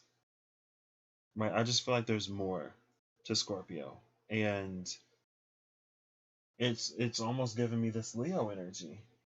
Where Leo was so tight and not in the Scorpio way. I mean, maybe it is, who knows? But it's about opening up. And we haven't done Aquarius or Taurus yet, but maybe that'll be a message for all of the fixed signs. It's time to open up, not be so, tight, uptight, rigid, not be so rigid, to relax, get a nice shiatsu, treat yourself to a massage if that's something that we're doing nowadays, make sure you sanitize your body after. I'm sure it'll be fine. And if, everybody wearing a mask, ain't nobody coughing on nobody or whatever, spreading those respiratory fluids around. And again, not the Scorpio type of massage necessarily, because I don't know about transmitting body fluids right now. But honestly, Scorpio, it's just time to melt. It's just time to melt, into that nice. I feel like Scorpio water is warm. Not like somebody peed in the water warm, but I could see a Scorpio peeing in the water low key. Scorpio is like, I don't like all these people in the pool. It's time to evacuate the pool. This pool is mine. I'm about to evacuate the pool. But it's not like a jacuzzi. It's just warm. It's water that's inviting. Almost. It almost feels like it has a little bit of the light of the sun in it. Talking about Oxynate, that dawn, the light coming on a space where there was only darkness before. I'm seeing 2020 right now.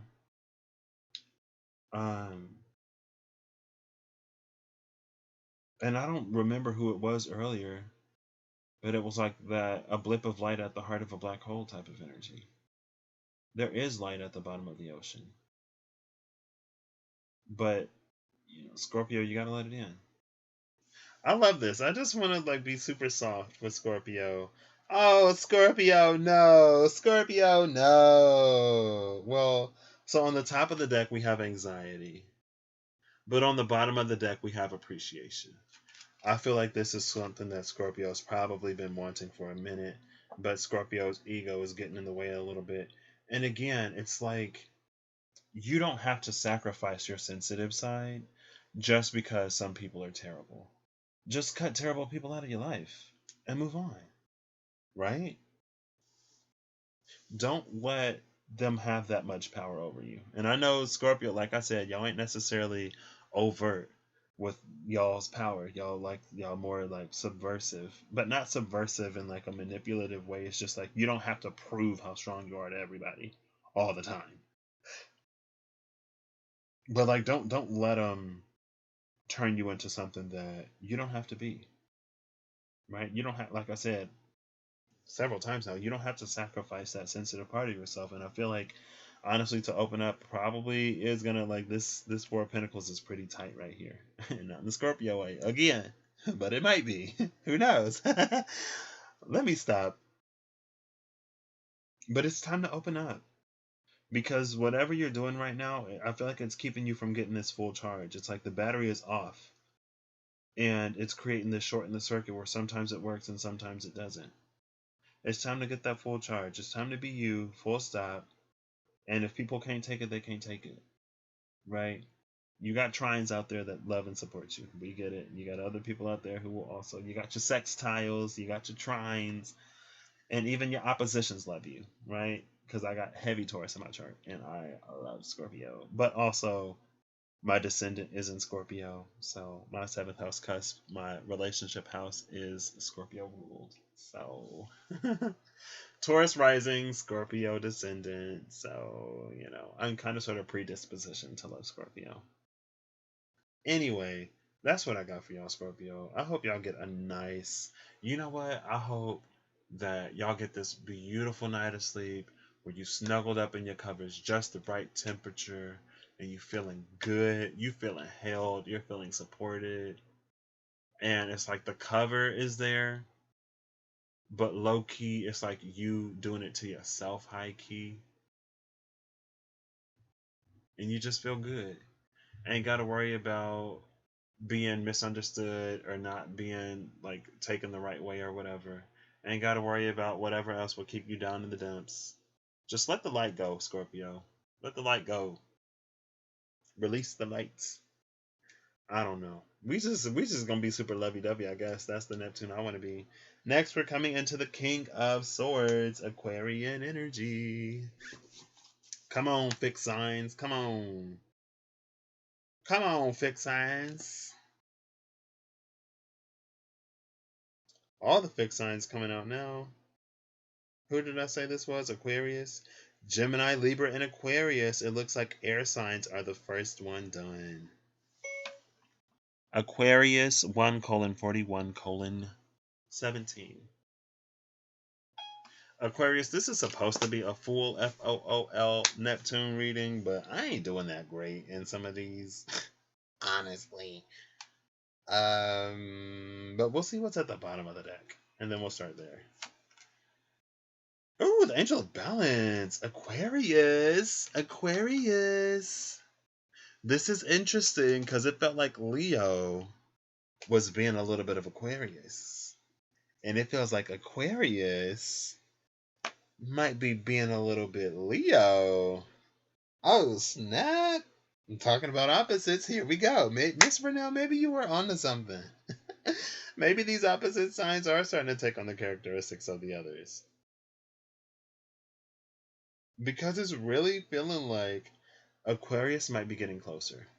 We may be able to get closer to Aquarius than we've ever been able to get before.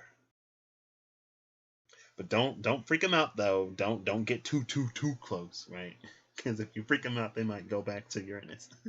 They may go off planet again. But it looks like some Aquarius out there maybe opening up a little bit. Let's see what minor y'all have. Oh, the Four of Cups. The Four of Cups. Honestly, with the Four of Cups in this deck, I feel like Aquarius is putting the self aside and getting into more of that communal side of Aquarius. Right? Was that Gemini? That was Gemini that had an Aquarian energy too. With the Eight of Wands. Yeah. I feel like it feels like Aquarius is maybe kind of sort of tired of floating out in the middle of space all alone. A little bit. And again, the Angel of Balance is here, so it's about moderation, right? It ain't like y'all necessarily trying to go be the heart of the center of the party, necessarily, right? You may be becoming more of an extroverted introvert. Like you're still introverted, but you do enjoy those extroverted spaces. You may be enjoying extroverted spaces more and more and more here as we're all coming into a balance. Maybe we're all going to meet at the middle of the zodiac wheel, right? Maybe we're all going to meet at the middle of the wheel because that's where all of the signs meet. All of the signs meet in the middle, right? Because they're all opposite. And so they all have this middle point. And at the middle point, you can branch off into any zodiac energy. You don't have to stay on that pole, in that polarity. Interesting, Aquarius. And you've got the High Priestess. This High Priestess has two stars with the moon. And it's almost like these stars are bridging the gap in this moon.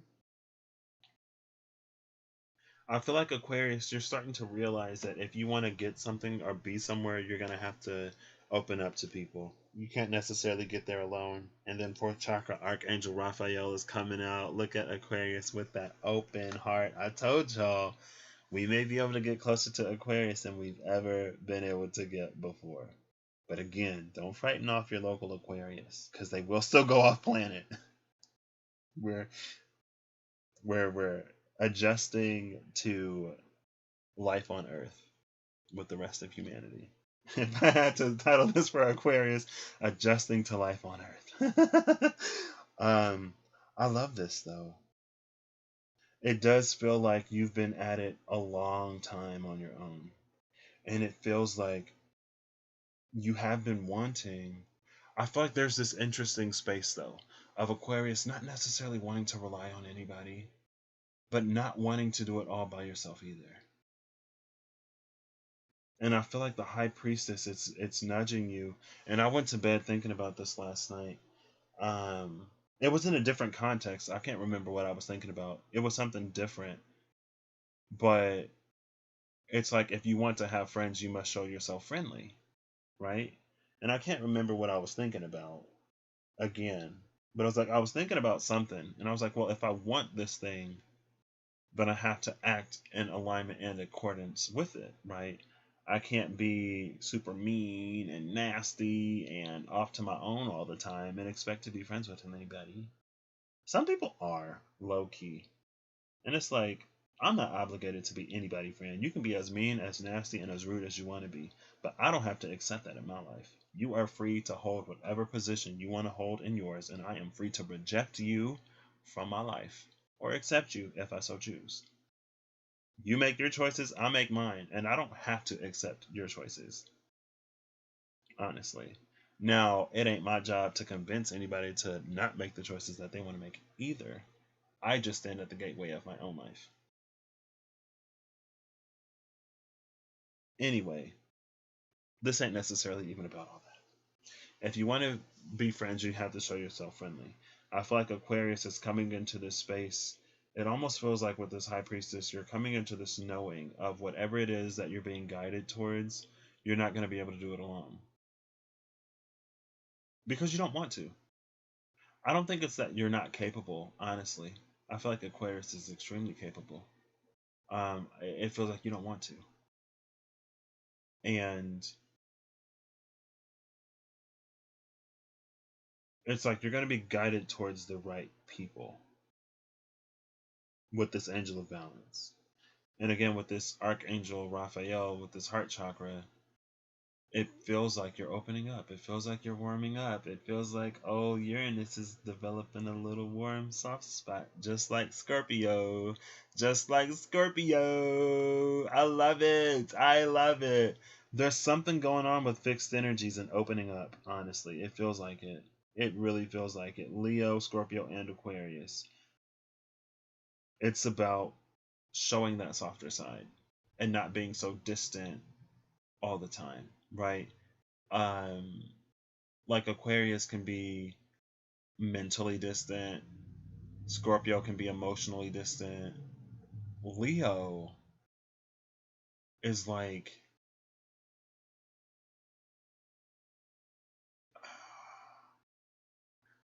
going back into that convoluted energy.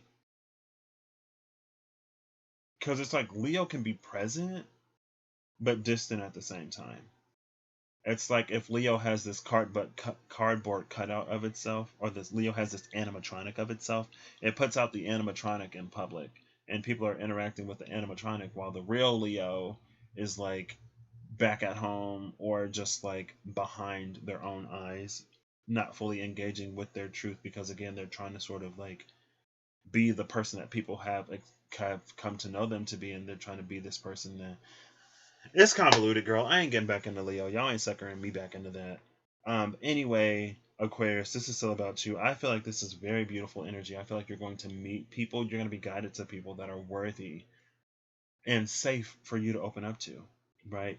This ain't maybe necessarily about you going out opening up to everybody, because everybody ain't necessarily for you, and everybody can't necessarily handle you and appreciate you necessarily. And it's not for people to. we should do that for one another, right? We should be caring and compassionate. But again, we all got our own sort of things in the world. We all kind of sort of do our own things. We all have our own tastes and proclivities and stuff like that. You're going to be guided towards people who are for you. Don't be afraid to open up. And again, the angel of balance is here. So if you find yourself in a situation with someone who is not vibing on your level, girl, you don't have to stay there. Hello? You can move on. Find somebody who does. Right? You don't have to close your heart like, oh my gosh, what if like I start to attract weirdos? It's like Aquarius. You're the weirdo. I'm just playing. Zodiac memes, stereotypes, and the such. And the such. Aquarius always coming to good people with the 1% negative every now and then. Yeah. And don't let that 1% negative completely form your entire experience. Because again, like, those people you can just cut out. I feel like it's time to soften up, Aquarius. I love this. And it's not that Aquarius is necessarily distant all the time, because it is another social energy, right? The 5th, 11th axis, Leo Aquarius axis, is an axis like a social axis. There's the more personal, familial friend group with Leo, and then there's like the broader friend, acquaintance, professional, organizational familiarity, professional. I think I said that with Aquarius. And we're coming into this balance where maybe there are some, like maybe Aquarius, you have this policy where like you're not friends with the people that you work with. But if you're working with somebody super cool, don't be afraid to be their friend. That's all I'm going to say. That's all I'm going to say. Pisces, please. Yes, no, it's Sagittarius. Where is Pisces? Watch Pisces be last. I'm going full Neptune on y'all. Pisces last. Sagittarius, this is going to be interesting. Yes, but Aquarius, like a lot of people around them, so you know this pandemic is killing their spirit. They'd rather have a group than one-on-one. Oh, I can see that. I can see that being the case. Yeah. And maybe that's what's getting... Maybe that's what's, excuse me, bothering Leo a little bit as well. But I feel like with Leo energy, like, this is an opportunity to come into contact with some people that are actually worth being around, and not just the people that, like, you entertain. And maybe that applies for Aquarius, too. I don't know. But, you know, it's also a time to, like, clean up our social circles a little bit. And not just for, like, political reasons, even though, in my opinion, that's not a bad reason to clean up some social circles. But also, maybe it's just, like, the quality of person and, like, kind of sort of, like, where they're going in life and where you want to go in life. But maybe not. People can surprise you. Give people the opportunity to surprise you as well. Don't be so quick to think you know. Don't be so quick to think you know someone before you've walked in the shoes. Sagittarius 1:52:47. Let's do this, Sagittarius. Sagittarius, this is going to be your full Neptune, FOOLNEPTUNE reading. That means we're going Pisces. We're going to the Piscean side of Jupiter. And if you don't like it, you ain't got to watch. I'm just teasing Sagittarius. I love Sagittariuses, but it's just like, I feel like I lose Sagittarius. Because it's like, we're going here. I go off to Neptune. I go off into Dreamland. And Sagittarius is still going in this direction. So I was like, we're doing this. And then I veer off. And I'm like, Sagittarius, why aren't you coming with me? Sagittarius is like, don't nothing over there make sense. And ain't any of that stuff relevant. Not all Sagittariuses. Hashtag not all Sagittariuses. I just like to, you know, indulge my imagination sometimes.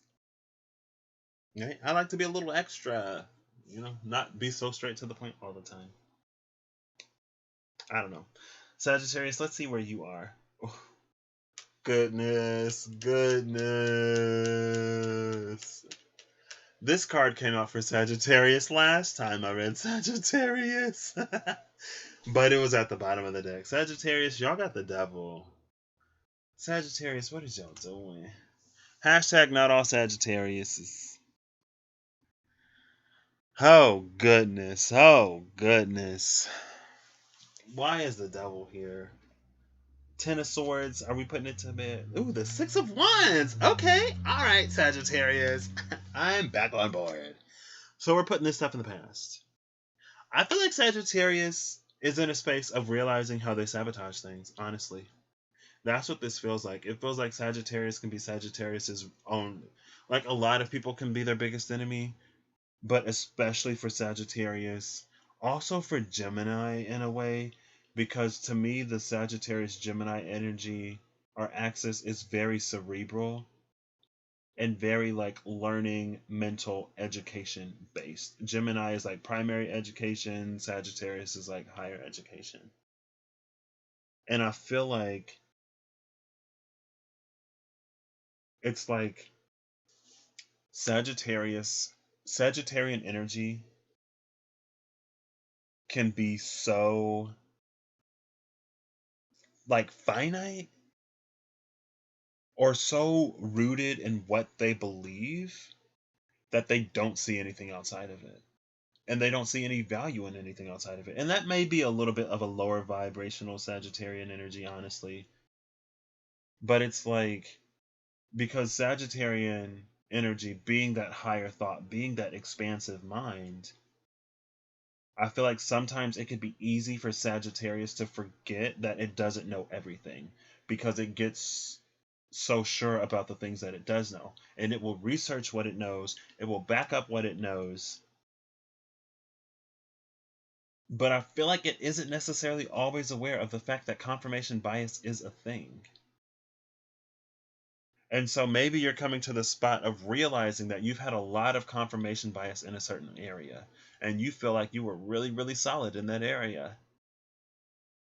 But I feel like with this devil energy, it actually wasn't serving you. It was actually keeping you bound in some ways because it was keeping you from experiencing actual truths outside of what it is that you hold to be true. And maybe that's why the South Node is in Sagittarius right now, because it's time for us to see the truth outside of what we've been convinced is true, what we've been conditioned to believe is true, and what all of the information available to us says is true. It's time to tap into those, like your own internal sense of knowing and truth. Potentially, what you say, Miss Renell? Love, education, and common sense all at the same time. Just letting you know, you got to be balanced with the Sagittarius, or they will cut you deep and let you go. Yeah, I'm a Pisces though, so it's like whenever I encounter Sagittarian energy that like it's time for me to part with, like my little fishes have already swum in the other direction. Um, well, maybe not.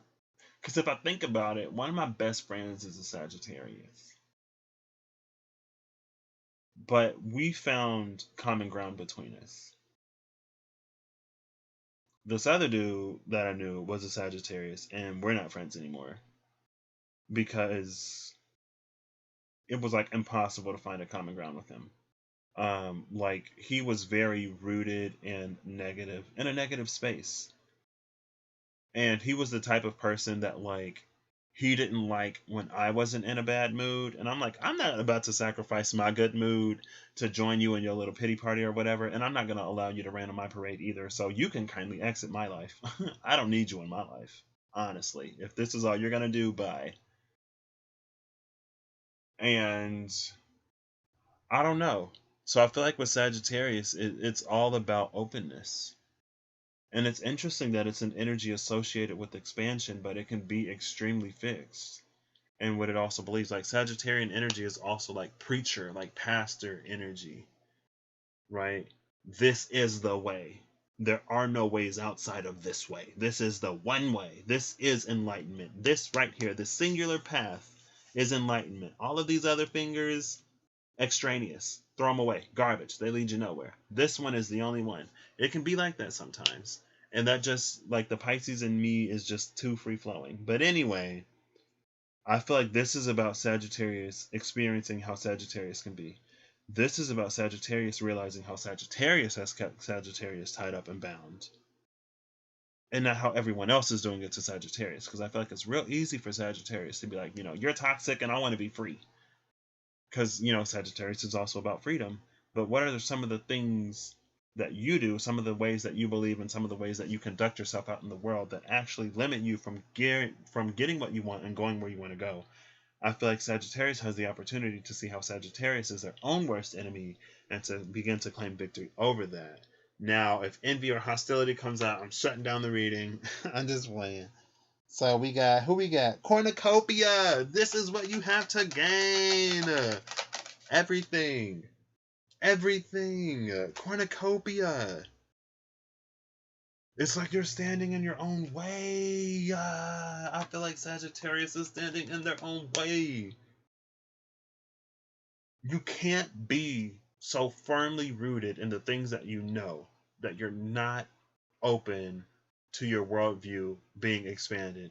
Because as much as Sagittarius is that archer that sets their sights on the target and hits it, it's also a global energy. It's also expansive. It's also bigger picture. And sometimes when we get so fixated on the small things or on singular ideologies, we lose the bigger picture. And don't lose the bigger picture. Because Sagittarius is a free spirit and they don't hold nothing back and they shoot straight from the hip and they tell the truth, and some people don't like that. I don't mind that. I just think, and again, I'm not trying to go into this whatever, but it's I feel like sometimes Sagittarian energy can forget that their truth is not absolute, right? And I feel like sometimes Sagittarian energy can look at a relative truth or a subjective truth as if it were absolute or objective. And that's the only time when I'm like, okay, now I'm starting to have an issue. Because my truth doesn't have to align with your truth. And I get that. Again, very straight to the point, very blunt and forward and about not being restricted at all. But at a certain point, if you're all about shutting things down, not being restricted, and saying it like it is, we have to remember to listen. And we have to remember that we don't know everything. And I feel like that can be one of the traits of Sagittarius that keeps it from expanding as far as it can go. Or expanding outside of the direction that it's set for itself. And that's when I start to get a little bit frustrated, because I'm like,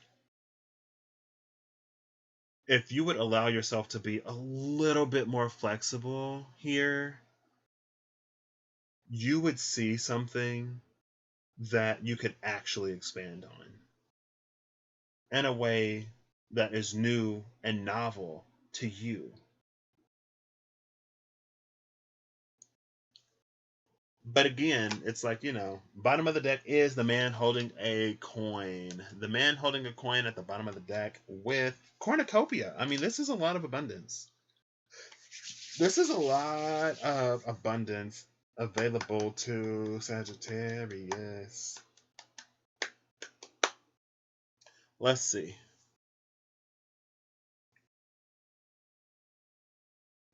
Let's see. This is all about conquering your own shadow. And we all have shadow sides to our energies.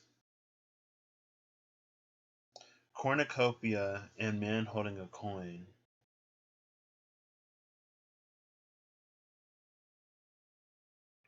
Oh, wow. Okay. If we're in a space of testing, who does this remind me of? Virgo. This is reminding me of Virgo. Because it feels like your intuition, spirit, knows that your true abundance may lie slightly off path. And Sagittarian energy is not an energy really to deviate from the path that they're set on. They can be a little fixed that way. And they can be extremely fixed that way. One Sagittarian, like anybody, But like once Sagittarian energy is convinced that it knows something, or it's convinced that something is the truth, it shuts everything else down. And so your abundance may lay slightly off course. And the divine is trying to get you to see ways in which you sabotage yourself. It's trying to get you to remember that you have to be open and flexible. You have to be able to listen sometimes. And you have to be able to deviate from your path if it's necessary.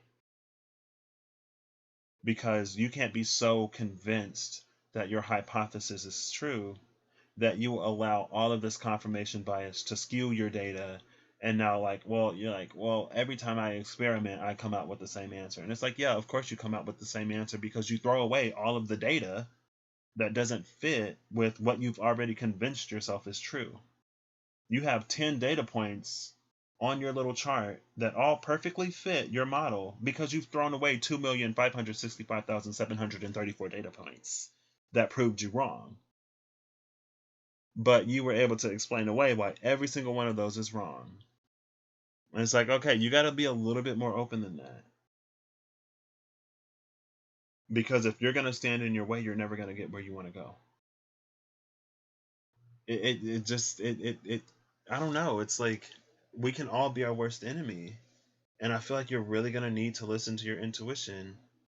Especially, and it's like you just need to be open. Just give something a try. Give something a chance. You can't be so quick to cut something off or run away or stick to everything that you know, because this cornucopia and this, unless you are already where you want to be in life, if you're already where you want to be in life, good. Keep doing exactly what you're doing.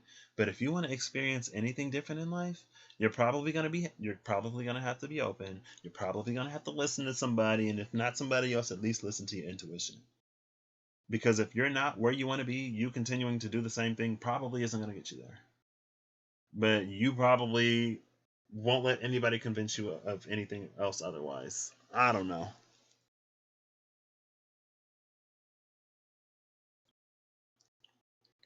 You said, yes, you can agree to disagree, but look at the perspective. We look at the perspective 360. Most signs on do that. We put ourselves in your shoes before we say something. See, but that's where, like, so I'm a Pisces sign, Miss Vernell. And I think sometimes it's like we can put ourselves in somebody else's shoes, and then sometimes we can put ourselves in someone else's like head and heart and space, right? I feel like sometimes when we put ourselves in someone else's shoes, we're like, oh, well, if I were in your position, I would do this, I would do this, and I would do that. But what we're not always doing when we put ourselves in somebody else's shoes is like considering what is in that person, what's been instilled in that person, what situation are they in, what's their mental emotional state, how are they raised, do they have the capacity to do the things that you would do in their position, have they been exposed to the things that you've been exposed to, would they know to do the things that you know to do if you were in their position? It's like, if you were in their position and you know everything that you know, of course you would do it differently because you have a different perspective to do it. But like if you're raised in a certain space and you don't know any better, then you don't know any better. And like the Pisces in me is just like sometimes I feel like we forget to do that when we do that. So that's why when I give someone advice, I try to give someone advice tailored to who they are as a person and what they're about. That's why I don't really like giving advice to people that I don't know too intimately. Like I can pull some cards and say like what the cards are telling me, but when it comes to like actual legitimate advice, like I'd rather know the person because the things that I would do in your situation are going to be completely different than the things that you would do in your situation because we're completely different people. But when I give advice, I try to keep that in mind. And I think that's something that we fail to do sometimes when we put ourselves in someone else's shoes or when we give them advice, right? It's about more than just like looking at it from their perspective. It's about living it from their body of experience. Maybe. But that's why like I just like, you know what, let's agree to disagree. Because in my mind, like I don't know, I always try to take it a step further. Right? But anyway, that's what I got for Sagittarius. It's like y'all got a lot of abundance coming y'all way. I just feel like it may not necessarily come in the way that you're expecting it, and if you're not open, if you don't listen, like again, you don't even necessarily got to listen to people. Listen to your intuition. But it feels like there's this competitive energy here. Like spirit is gonna have to fight you to try to get you on the path to claim your abundance because you're so convinced of something else already. And like I said, like if you're already getting what you want, then keep doing it. But if not, try to be open because it's time for you to conquer your own shadow side, and that shadow side being it's just some of the ways, some of the ways that we can be a little bit sometimes. I don't know. Who is next? I mean, we ain't got that many left. Pisces. Oh, it's Taurus. Taurus is bringing up the fixed signs. Oh, goodness. Oh, golly. When is Pisces going to come out? Who was that? Oh. Oh, I almost stopped type Pisces. Taurus, 2:10:27. Welcome, Taurus. This is going to be the full FOOL Neptune reading. Now, the purpose of this was to put on the rose-tinted glasses and to make everything great and amazing. Now, everything started great and amazing. We've had some great and amazing in between. Some of them have been difficult to put on rose-colored fixed signs. I mean, I guess I shouldn't be surprised. Fixed signs are fixed. So how you put rose-tinted glasses on something fixed, right? It's like no matter what you do to it, it always looks the same. I'm sorry, fixed signs, not trying to go in. Anyway, this is about Taurus right now. I got a Taurus moon and rising, so I know I can be fixed. Right? My Taurus moon is in my first house, so I'm not like a 12th house moon and rising. I'm a first house moon and rising. So I get pretty stubborn too. I'm going to admit it. I got a mutable sun. I got a mutable Mercury. I got a mutable. What else I got that's mutable? Nodes. I have mutable nodes, but the rest of me is cardinal and fixed. So let's get into this. I want to start with. Let's just start with the major. Ooh! Taurus is coming out with the Magician. Okay, Taurus. If you a Taurus and you've been putting in the work, prepare for broomsticks to mop the floors themselves. One of my friends posted something. I saw a green bubble on Instagram yesterday. I was like, usually the bubble is like a red color. What's this green bubble? The green bubble was for close friends. And he made this post. And I sent a reply. I was like, too wop to mop. I don't know why I'm talking about that. I guess Taurus just got that wop. Anyway, I'm sorry, y'all. Taurus is coming out with the Magician. Let's see what's over here. So at the top of the Energy Oracle cards, y'all have... Is this Patience? Yeah, this is Patience. And it looks like there's this being of light and patience that's holding a clock. But the clock, honestly, is looking like a seed to me. I feel like, Taurus, maybe you've planted a seed. And it's about to sprout. Or you're about to learn how to make it sprout. Or something. Let's get some more. What is this? Oh, the Eight of Swords, Taurus. What the freak is this? What the freak is this?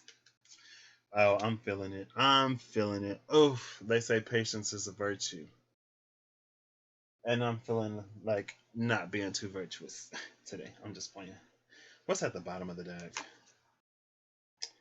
Ooh, the woman holding a coin. And we just got the man holding a coin. So the man holding a coin and the woman holding a coin is the same. Or complementary energy. And we just did Sagittarius. Yeah. I was like, did I pull that for Sagittarius? I did. The woman holding... So we got the man holding a coin. The woman holding a coin. Taurian energy, I get it. Patience, the Eight of Swords, and the Magician. With the card of Patience, it feels like Taurus is in this space of sowing seeds. And the seeds that you sow will bear fruit. Not only will they germinate, not only will they sprout, not only will they grow nice and sturdy and tall and strong, they'll also bear fruit. But it's not going to be as quick as you want it. Taurus energy could be so slow. But when it comes to what Taurus wants it. It's like you can move as slow as you want to for everybody else, but when it comes to what you want, it's like I want it now. I'm Venusian. I'm Venus. What Venus wants, she gets. And also, like, what is Venus doing for anybody else besides sitting on her little pedestal on her throne, being fed grapes and fanned and stuff? It's like, okay. It's like, okay, Venus. Fixed signs are selling their way. It is their way or the highway. They are not going to back down for anything. Yeah, and I feel like honestly that's been the challenge for fixed signs.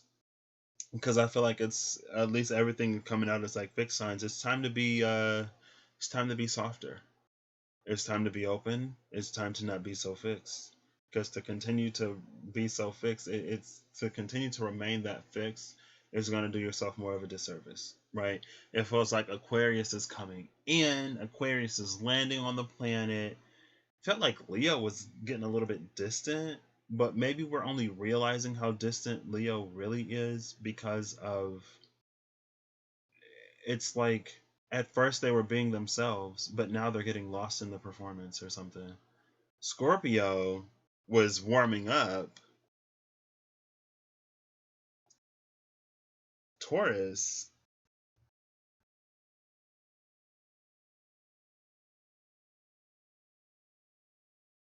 we have Patience in the Eight of Swords, the Magician, and the woman holding a coin.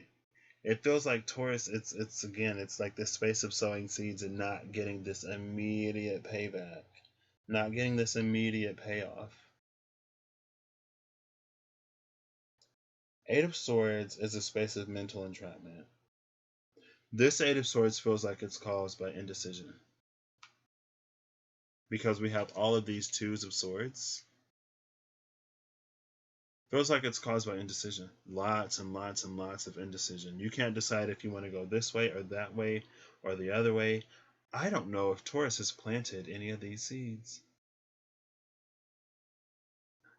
Taurus, have you planted any of these seeds? Are you waiting for something to grow? And you're like, why aren't these seeds growing? It may be the case that you're waiting so long, like these seeds are so out of season. You start to dig them up, and you're like, wait, I forgot to plant the seeds. I don't even know if Taurus has planted any seeds. This is wild. This is wild. I feel when you get lost in the sauce, step back and hit the reset button. It don't hurt. Yeah. This is wild. I don't know if Taurus planted any seeds, y'all. Maybe that's why in the vice versa, the Empress is like, the Empress card, I'm like, why don't you have more like green around you than this? Like, what's up with this Empress? I don't know if Taurus has been planting any seeds, and Taurus is patiently waiting. This is something that I actually, like I said, I'm a Taurus moon and rising, and I had to ask myself. First, I was asking myself.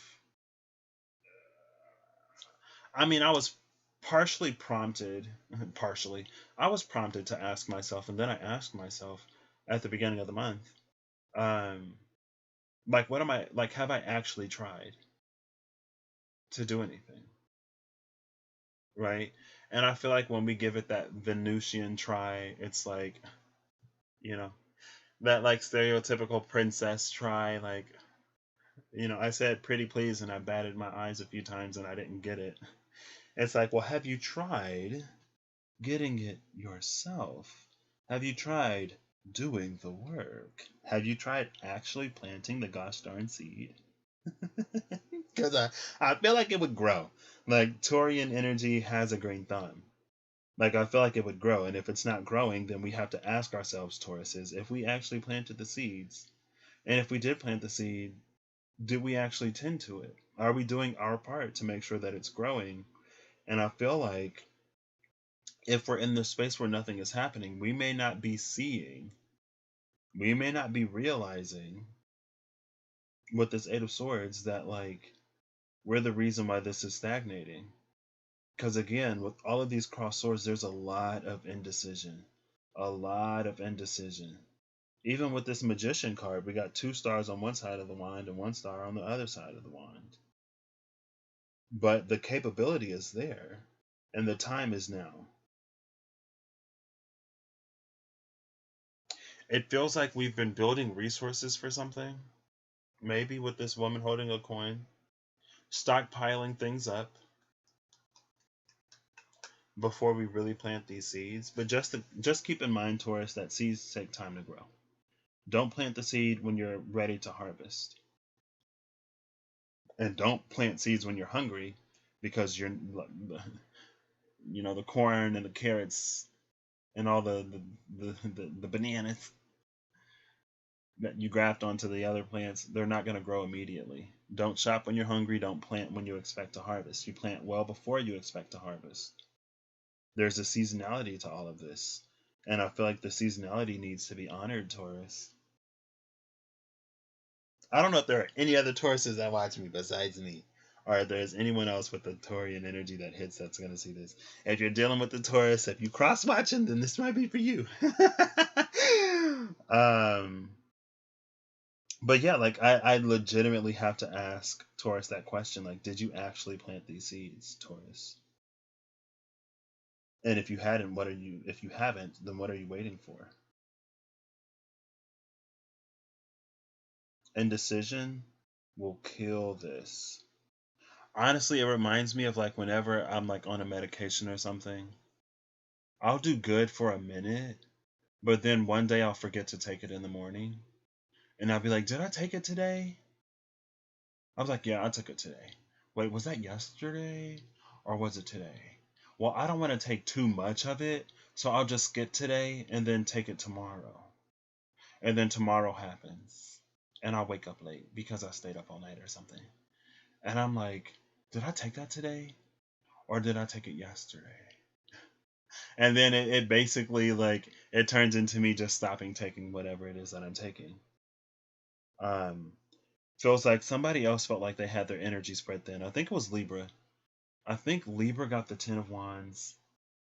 I'm pretty sure Libra got the 10 of Wands, and now here's Taurus with the 8 of Swords. Venus is spread thin right now. Venus is in Virgo right now. Virgo is opposite of Pisces. I think Venus is in detriment right now. Or is she in fall? Let me see real quick.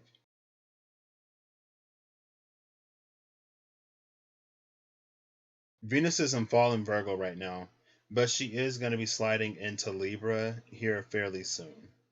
By the end of the month. I'm on the app right now.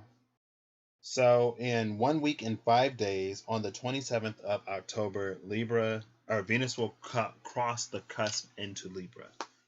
So Venus is in fall right now. It feels like Taurus and Libra are both sort of spreading themselves a little thin. Maybe that was somebody else that was spreading themselves thin. I think it was also Libra. There's a lot of indecision here. There's a lot of not sticking to whatever. I feel like we're not giving our full care. We're not giving whatever seeds we're planting the full care and attention that they deserve. Maybe in this season, that's why patience is required. Maybe we can't fully give our attention to one thing right now because we have to do a lot of things to make sure that we're going to be in this position of stability later. And maybe that's why all these crossed swords are spread out between the 8.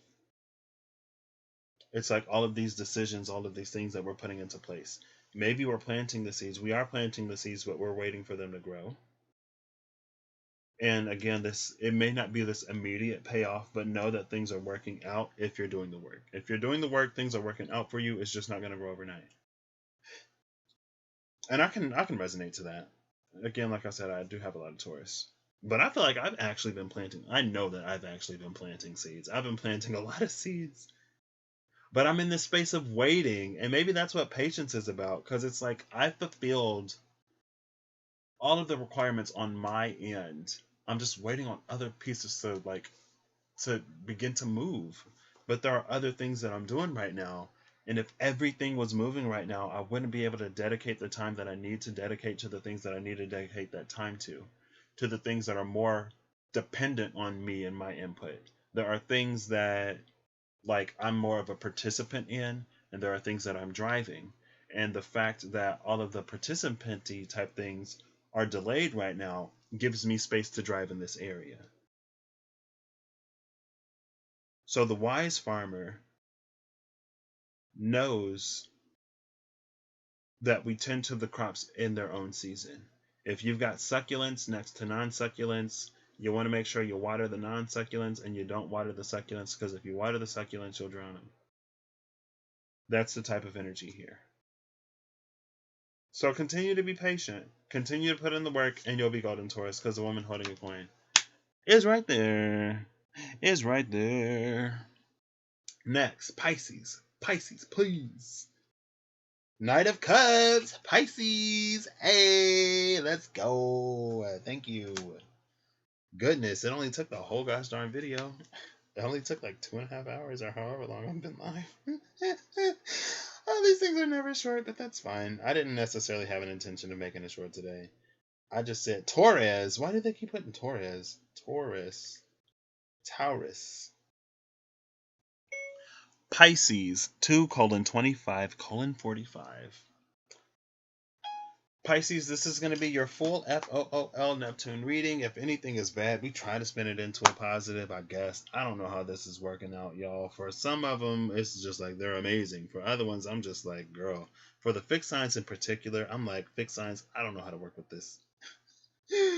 But, you know, we do our best and we continue. We hold the intention and we move forward. Pisces, y'all are coming out with the Wheel of Fortune. Oh, so not the Wheel of Fortune, but Justice. Okay, Pisces. I love that energy. Pisces, I'm a huge fan of this energy. You're coming up with Justice. I believe there's going to be like a 4 of Wands here, a 2 of Cups, a 6 of Pentacles.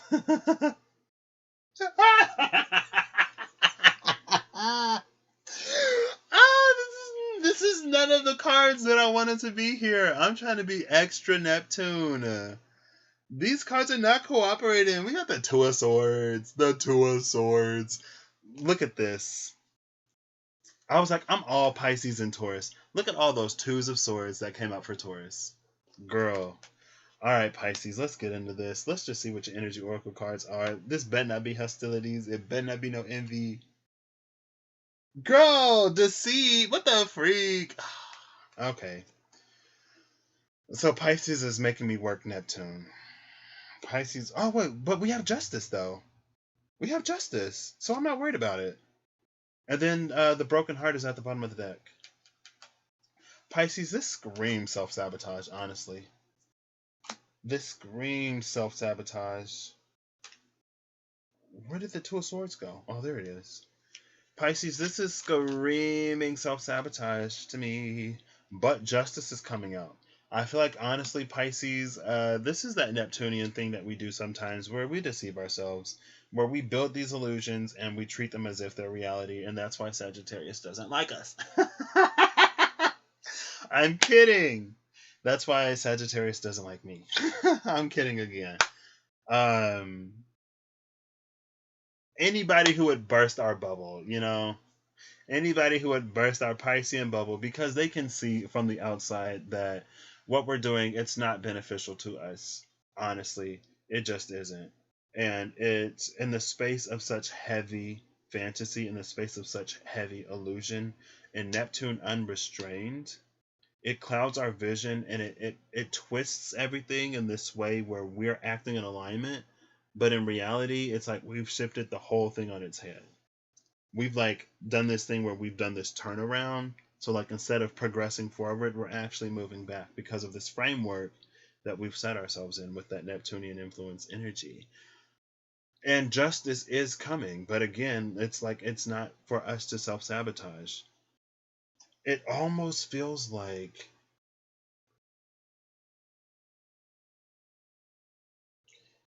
Pisces may potentially be in the space of having a wish fulfilled with Neptune being retrograde, and it started the retrograde at the 20th degree of Pisces. which is the gateway to the third decan of Pisces. Third decan of Pisces is Mars ruled 10 of Cups. And Mars was in the third decan of Pisces, I believe, when Neptune went retrograde. If not when Neptune went retrograde, when Neptune was 20 degrees, Mars had that conjunction. And then it was sitting in the space of the third decan 10 of Cups, where it rules Pisces. And so there's this energy of Piscean energy for everybody, but to begin to take action to have your dream fulfilled, for you to do it yourself.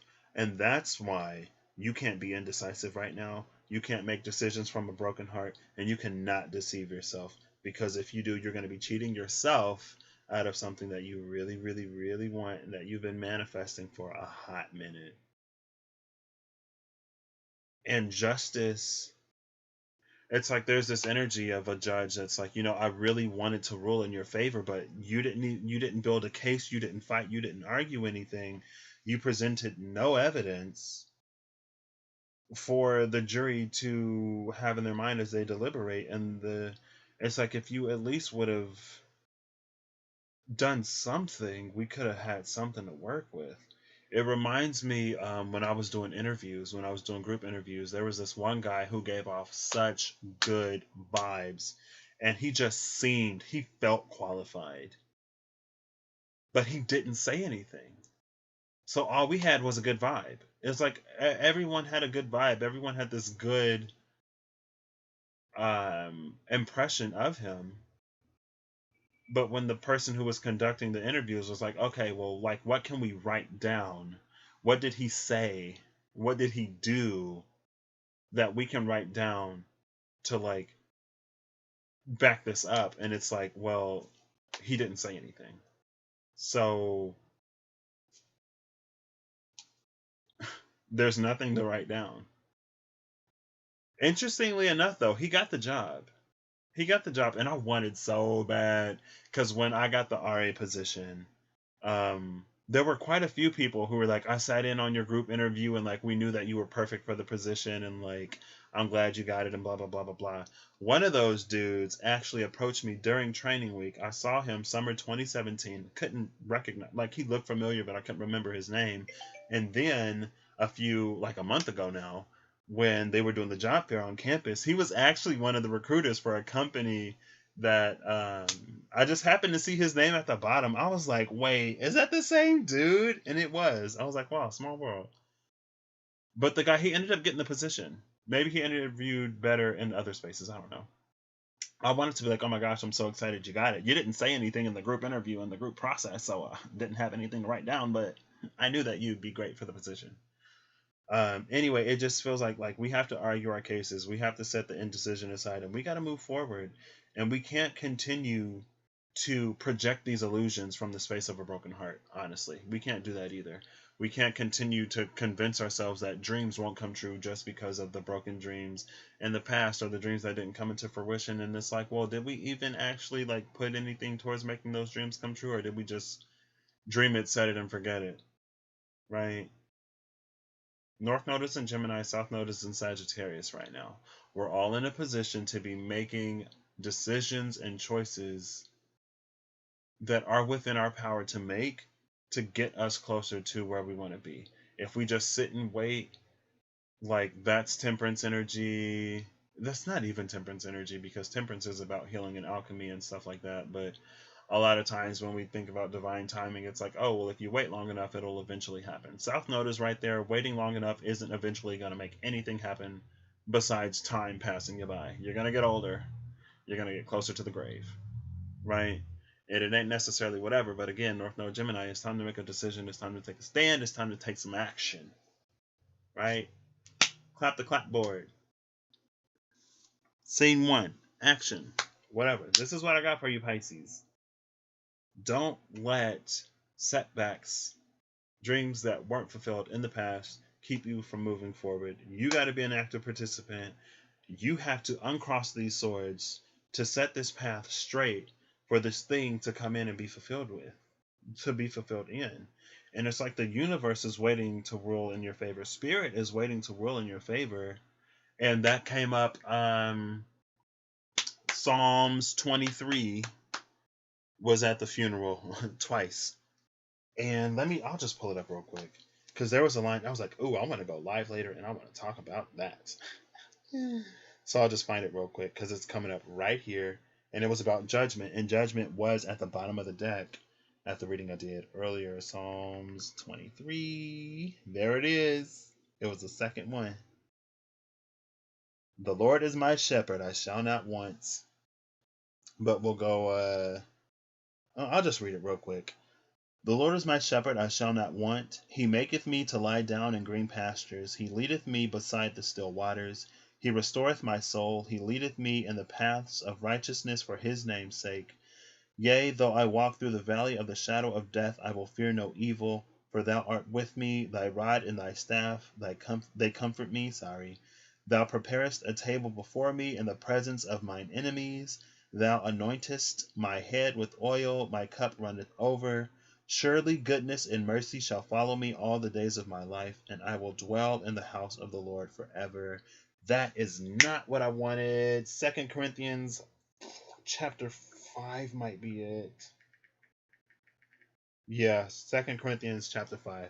That's the one I wanted. Sorry. 2 Corinthians 5.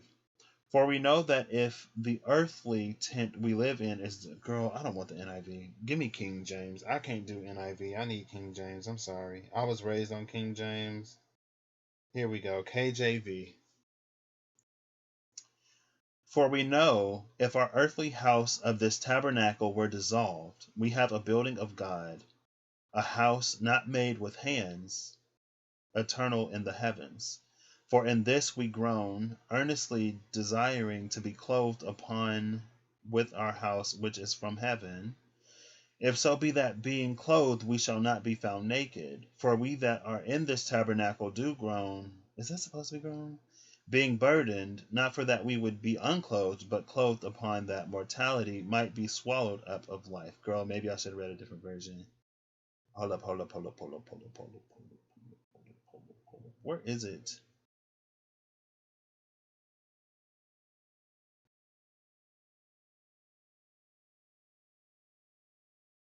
Girl, come on. Okay, here it is. It's 2 Corinthians chapter 5, verse 10.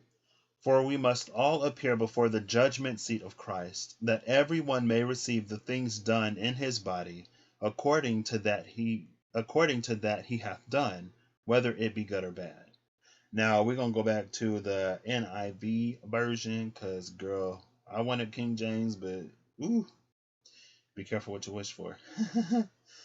Chapter 2, verse 2 Corinthians 5 and 10.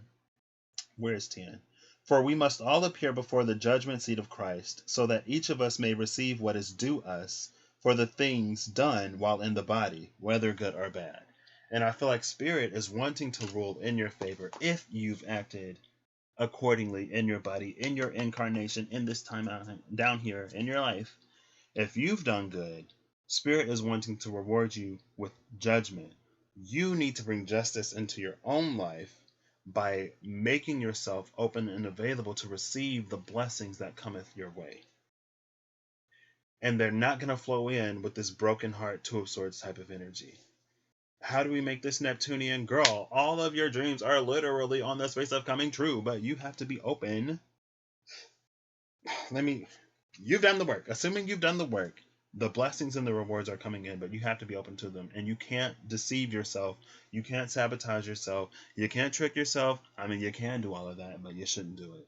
You shouldn't do it, Pisces. And that's it. Last but not least, Queen of Pentacles, Capricorn, bringing up the rear. Capricorn, not timestamped. Ooh, with the Hermit. Come on, Earth Trines. Come on, Earth Trines. I don't know what this turned into. This started so well. But like I said in the beginning, take them as they resonate. I don't even know what this is timed for. This is just like now-ish. When it resonates, it resonates. I'm not going to worry about it. Capricorn 2:39:7. Oh, 07. Hey Capricorn, welcome. This is your full FOOL Neptune reading. Anything bad, we're going to try to twist. Honestly, I've been thinking that the Ten of Swords was going to come out. Is the Ten of Swords here? No, you got the Seven of Pentacles. So we don't even see the Ten of Swords. Capricorn, you got the Seven of Pentacles and the Hermit. Top of the energy oracle cards for you is 6th chakra, Archangel Metatron. That's the third eye. And then bottom of the deck is the Angel of Strength. Interesting. You got Archangel Metatron at the third eye, the Angel of Strength, the Seven of Pentacles with the Sun right here off to the side, and the Hermit card. Well, I mean, Capricorn, y'all had Jupiter, Saturn, and Pluto all retrograde in your sign. Jupiter and Saturn are going to be leaving by Christmas. I think it's like around between like the 14th and the 17th or the 19th. They'll both be in Aquarius, and they're going to conjunct in Aquarius. So they're going to be out of your hair. Things are going to be lightening up. Things are going to be loosening up. If you've been under the pressure cooker, Capricorn, keep everything that you've learned in mind, because I feel like it's going to put you in a position to actually make some things grow and blossom. With the third eye and the Angel of Strength, I feel like this, it feels like Capricorn, bringing up the end of this, it feels like you may have been wearing the rose-tinted glasses, honestly. And maybe they came off at one point. Capricorn, you also get the bottoms of the decks, because why not? Ace of Pentacles for Earth. Yes. I think Cancer, it's interesting, because Cancer was the only other energy that got an ace. And we haven't seen any of the pages.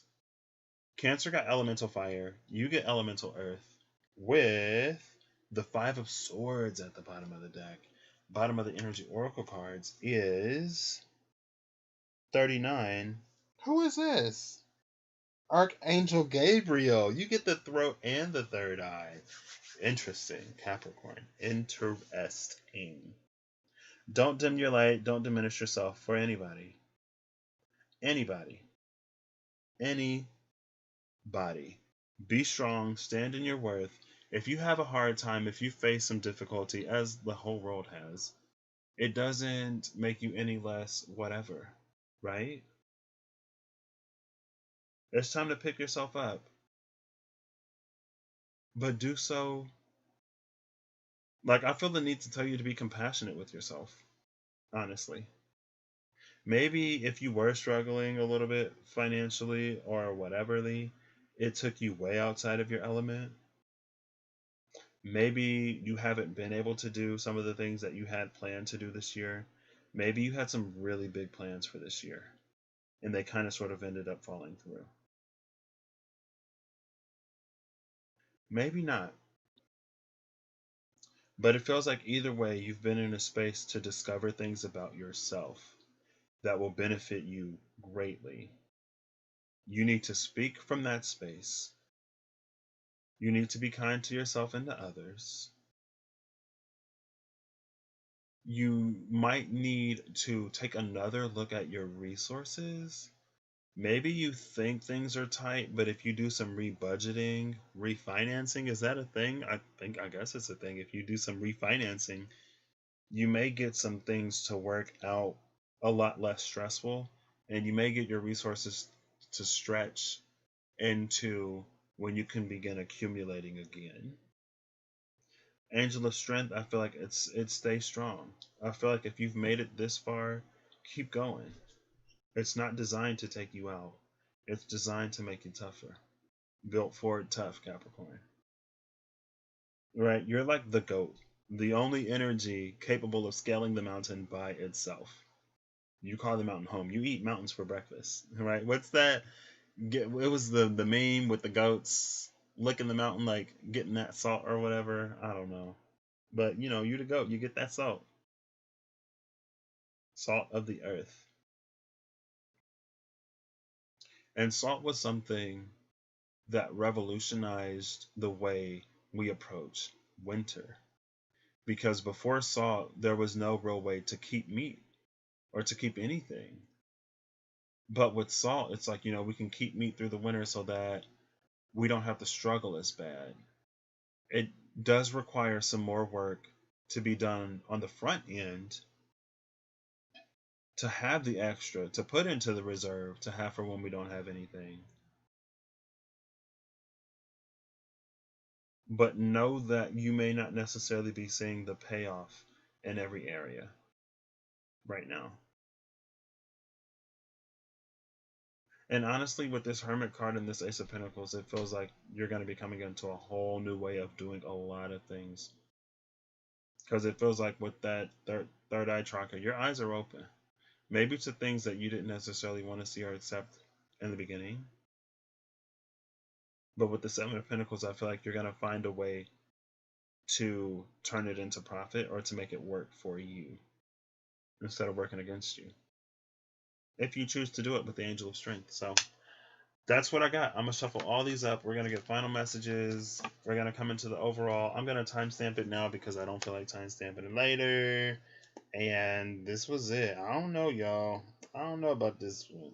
If they resonate, they resonate. If they don't, they don't. If you watched, you watched. Thank you. If you didn't, you didn't. And you wouldn't see this either way. Overall, 2:45:29. So let's get into these final messages, y'all. So ultimately, at the end of the day, I feel like I didn't necessarily have to go too far into what I thought I would have had to go to, right? I was really like, I'm going to just straight up lie to myself and everybody else. This is why I'm calling it Neptune, because we're going full Pisces delusional. But we didn't go there. For some of them, we didn't even have to.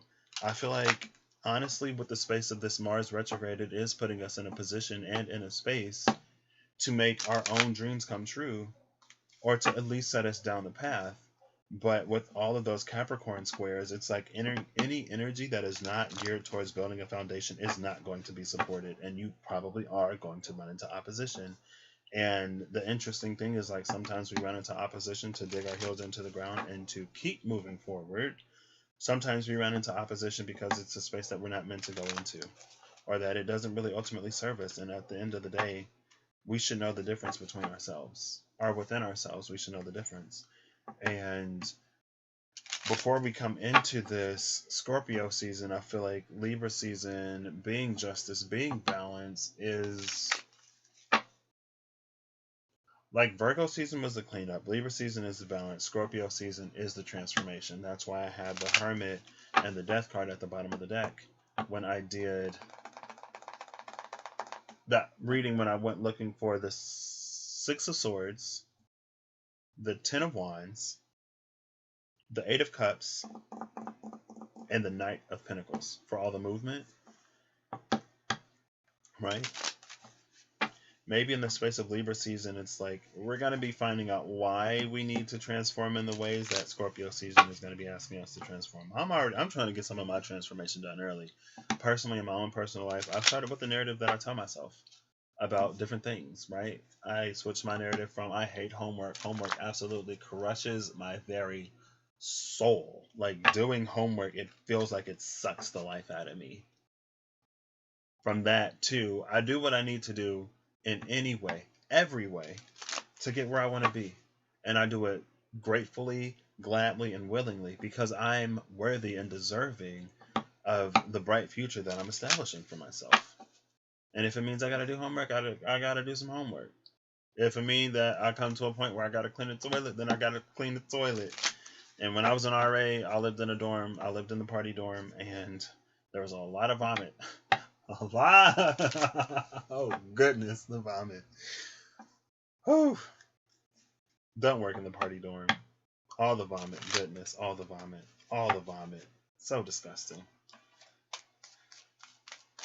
We do what we got to do to get where we want to go. So, final message from the Quiet Tarot, please. Final message from the Quiet Tarot, please. Final message from the Quiet Tarot, please. Final message from the Quiet Tarot, please.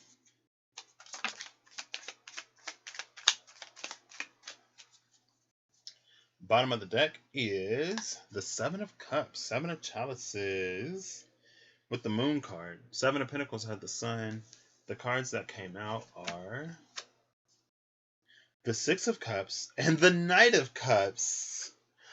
Mercury retrograde, anybody? Knight of Cups, Six of Cups with the Seven of Cups at the bottom of the deck. Did anyone order a retrograded Mercury in Scorpio, Six of Cups, Seven of Cups, second decan, third decan Scorpio? Anybody? It ain't all bad, though. There is a laurel, there's half of a laurel wreath with the Six of Cups, right? And the Seven of Cups has the moon. I feel like the moon on the Seven of Cups, it's don't be so quick to be so final about some things. Let it show you what it is first. Excuse me, right? And that goes on both ends. Before you just accept somebody, let them show you who they are. Maybe they've grown. Before you just reject somebody, maybe too, let them show you who they are. If you can make peace with the past, girl, because if they did you dirty, wrong, then maybe they better off gone. But if not, then, maybe you decide that you want to be open to it. Take it slow, take it in time, again. Wait, what's at the bottom of the deck over here? Because I split it. Oh, well. That's what I got for these, y'all. That's why Neptune can be interesting, though. Because sometimes it's the space of illusion, sometimes it's the space of dreams. And if we're not careful, we may reject something because it's quote-unquote too good to be true. And it may actually be a blessing that we're turning away. Which is why we don't want to be so quick. Which is why we want to trust our intuition, and we want to learn to discern intuition from paranoia, from fear, from anxiety, from trauma. And we also want to not only listen, but, to trust it enough to be open to its guidance. And a few signs got that. Virgo got that. Somebody else got it, I'm sure. Energy Oracle. Let's see what's coming out. This was a whole bunch. Like I said at the beginning, though, this is very much experimental. Take it as it resonates. Not going to call these throwaways, but... Oh, door to romance. Who you with? Raphael! Heart chakra and the door to romance, y'all. Come on. Maybe this Mercury retrograde is like, you know what? I'll be nice. I'll bring back the good ones. Not just the ones that you reject up front. I'll bring back some of the good ones as well. I don't know if I got anybody coming back for me. But, I guess you never know. You never know. There is somebody seemingly sniffing around.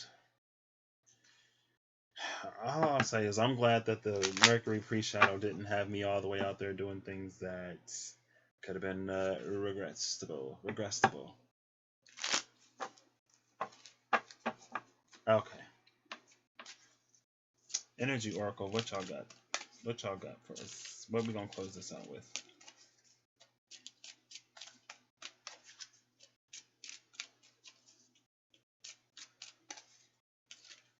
Oh, I'm getting so hungry. Really hungry, really warm. So hungry. Okay.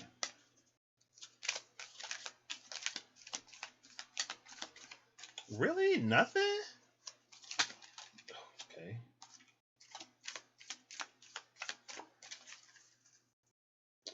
Bottom of the deck is financial constraints. Are they going bye-bye? Just want to make sure ain't nothing slip out. Financial constraints at the bottom of the deck. Let's see what comes out up top. Is this the angel of... Nope. This is Ariel. Second chakra in cornucopia. I feel like we're entering this time. It's kind of sort of always the case. If we can resolve whatever sacral chakra issues we have, I feel like it's going to put us in the space of abundance. If those sacral chakra issues continue to remain sacral chakra issues, it's going to keep us in the space of financial constraint. The sacral chakra is the space from which we create. It is where the Kundalini energy originates. And if she's blocked, girl, then the Kundalini ain't going nowhere. She ain't leaving the house. She's not leaving the house. And the Kundalini is that divine feminine creative force. right? That Sri Mataji, it's like Divine Mother type of energy. It's the creative force. It's like we talk about the breath. It's like the breath is the physical air that we exchange, the physical gas that we exchange with the environment. And the Kundalini is this other breath that we exchange with the environment. And when the breath and the Kundalini are both flowing freely, and when they align, it puts us in a space to really create things, right?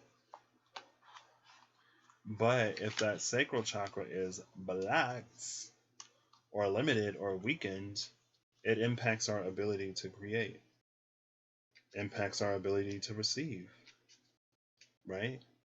It's almost like, it feels like this energy of receiving the light and then doing something with it, and then releasing it to the world, and then the world building off of it.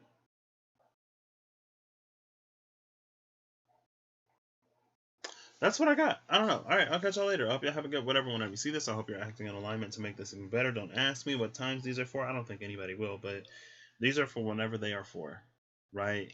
Mercury just went retrograde. We in the third decan of Libra season. We got, what was Mars doing? Mars is about to oppose the sun. We're about to move into Scorpio season. We are officially in the last, we've been in the last quarter of 2020 since September, but, we're coming into the last months of 2020. And this year has been a lot of things. A lot has happened this year. And it ain't necessarily going to change when the clock strikes 2021. But just try to make sure that you take at least the lessons out of this year before we roll over into 2021. At least start the decade off learning from things that we're not going to have to repeat anymore in our own personal lives, and taking those leaps when necessary. Because if you wait too long, things might pass you by. And I don't want that to happen for anyone. Because that's to know that you're the only person standing in your way, and to know that you're the reason why you missed out on amazing life-changing opportunities. Like, who wants to feel that way? I don't want anybody to feel that way. And so, can I be a little tough sometimes? Yeah. But also at the same time, it's like, come on, get it together. Because it's not that there aren't second chances, but again, it's like, I don't know. Self-sabotaging is just not great. It's not great for anybody. So I'll catch y'all later. Thanks, Miss Vernell, for stopping in and chatting with me. It was interesting. But yeah, all the best, y'all. All the best.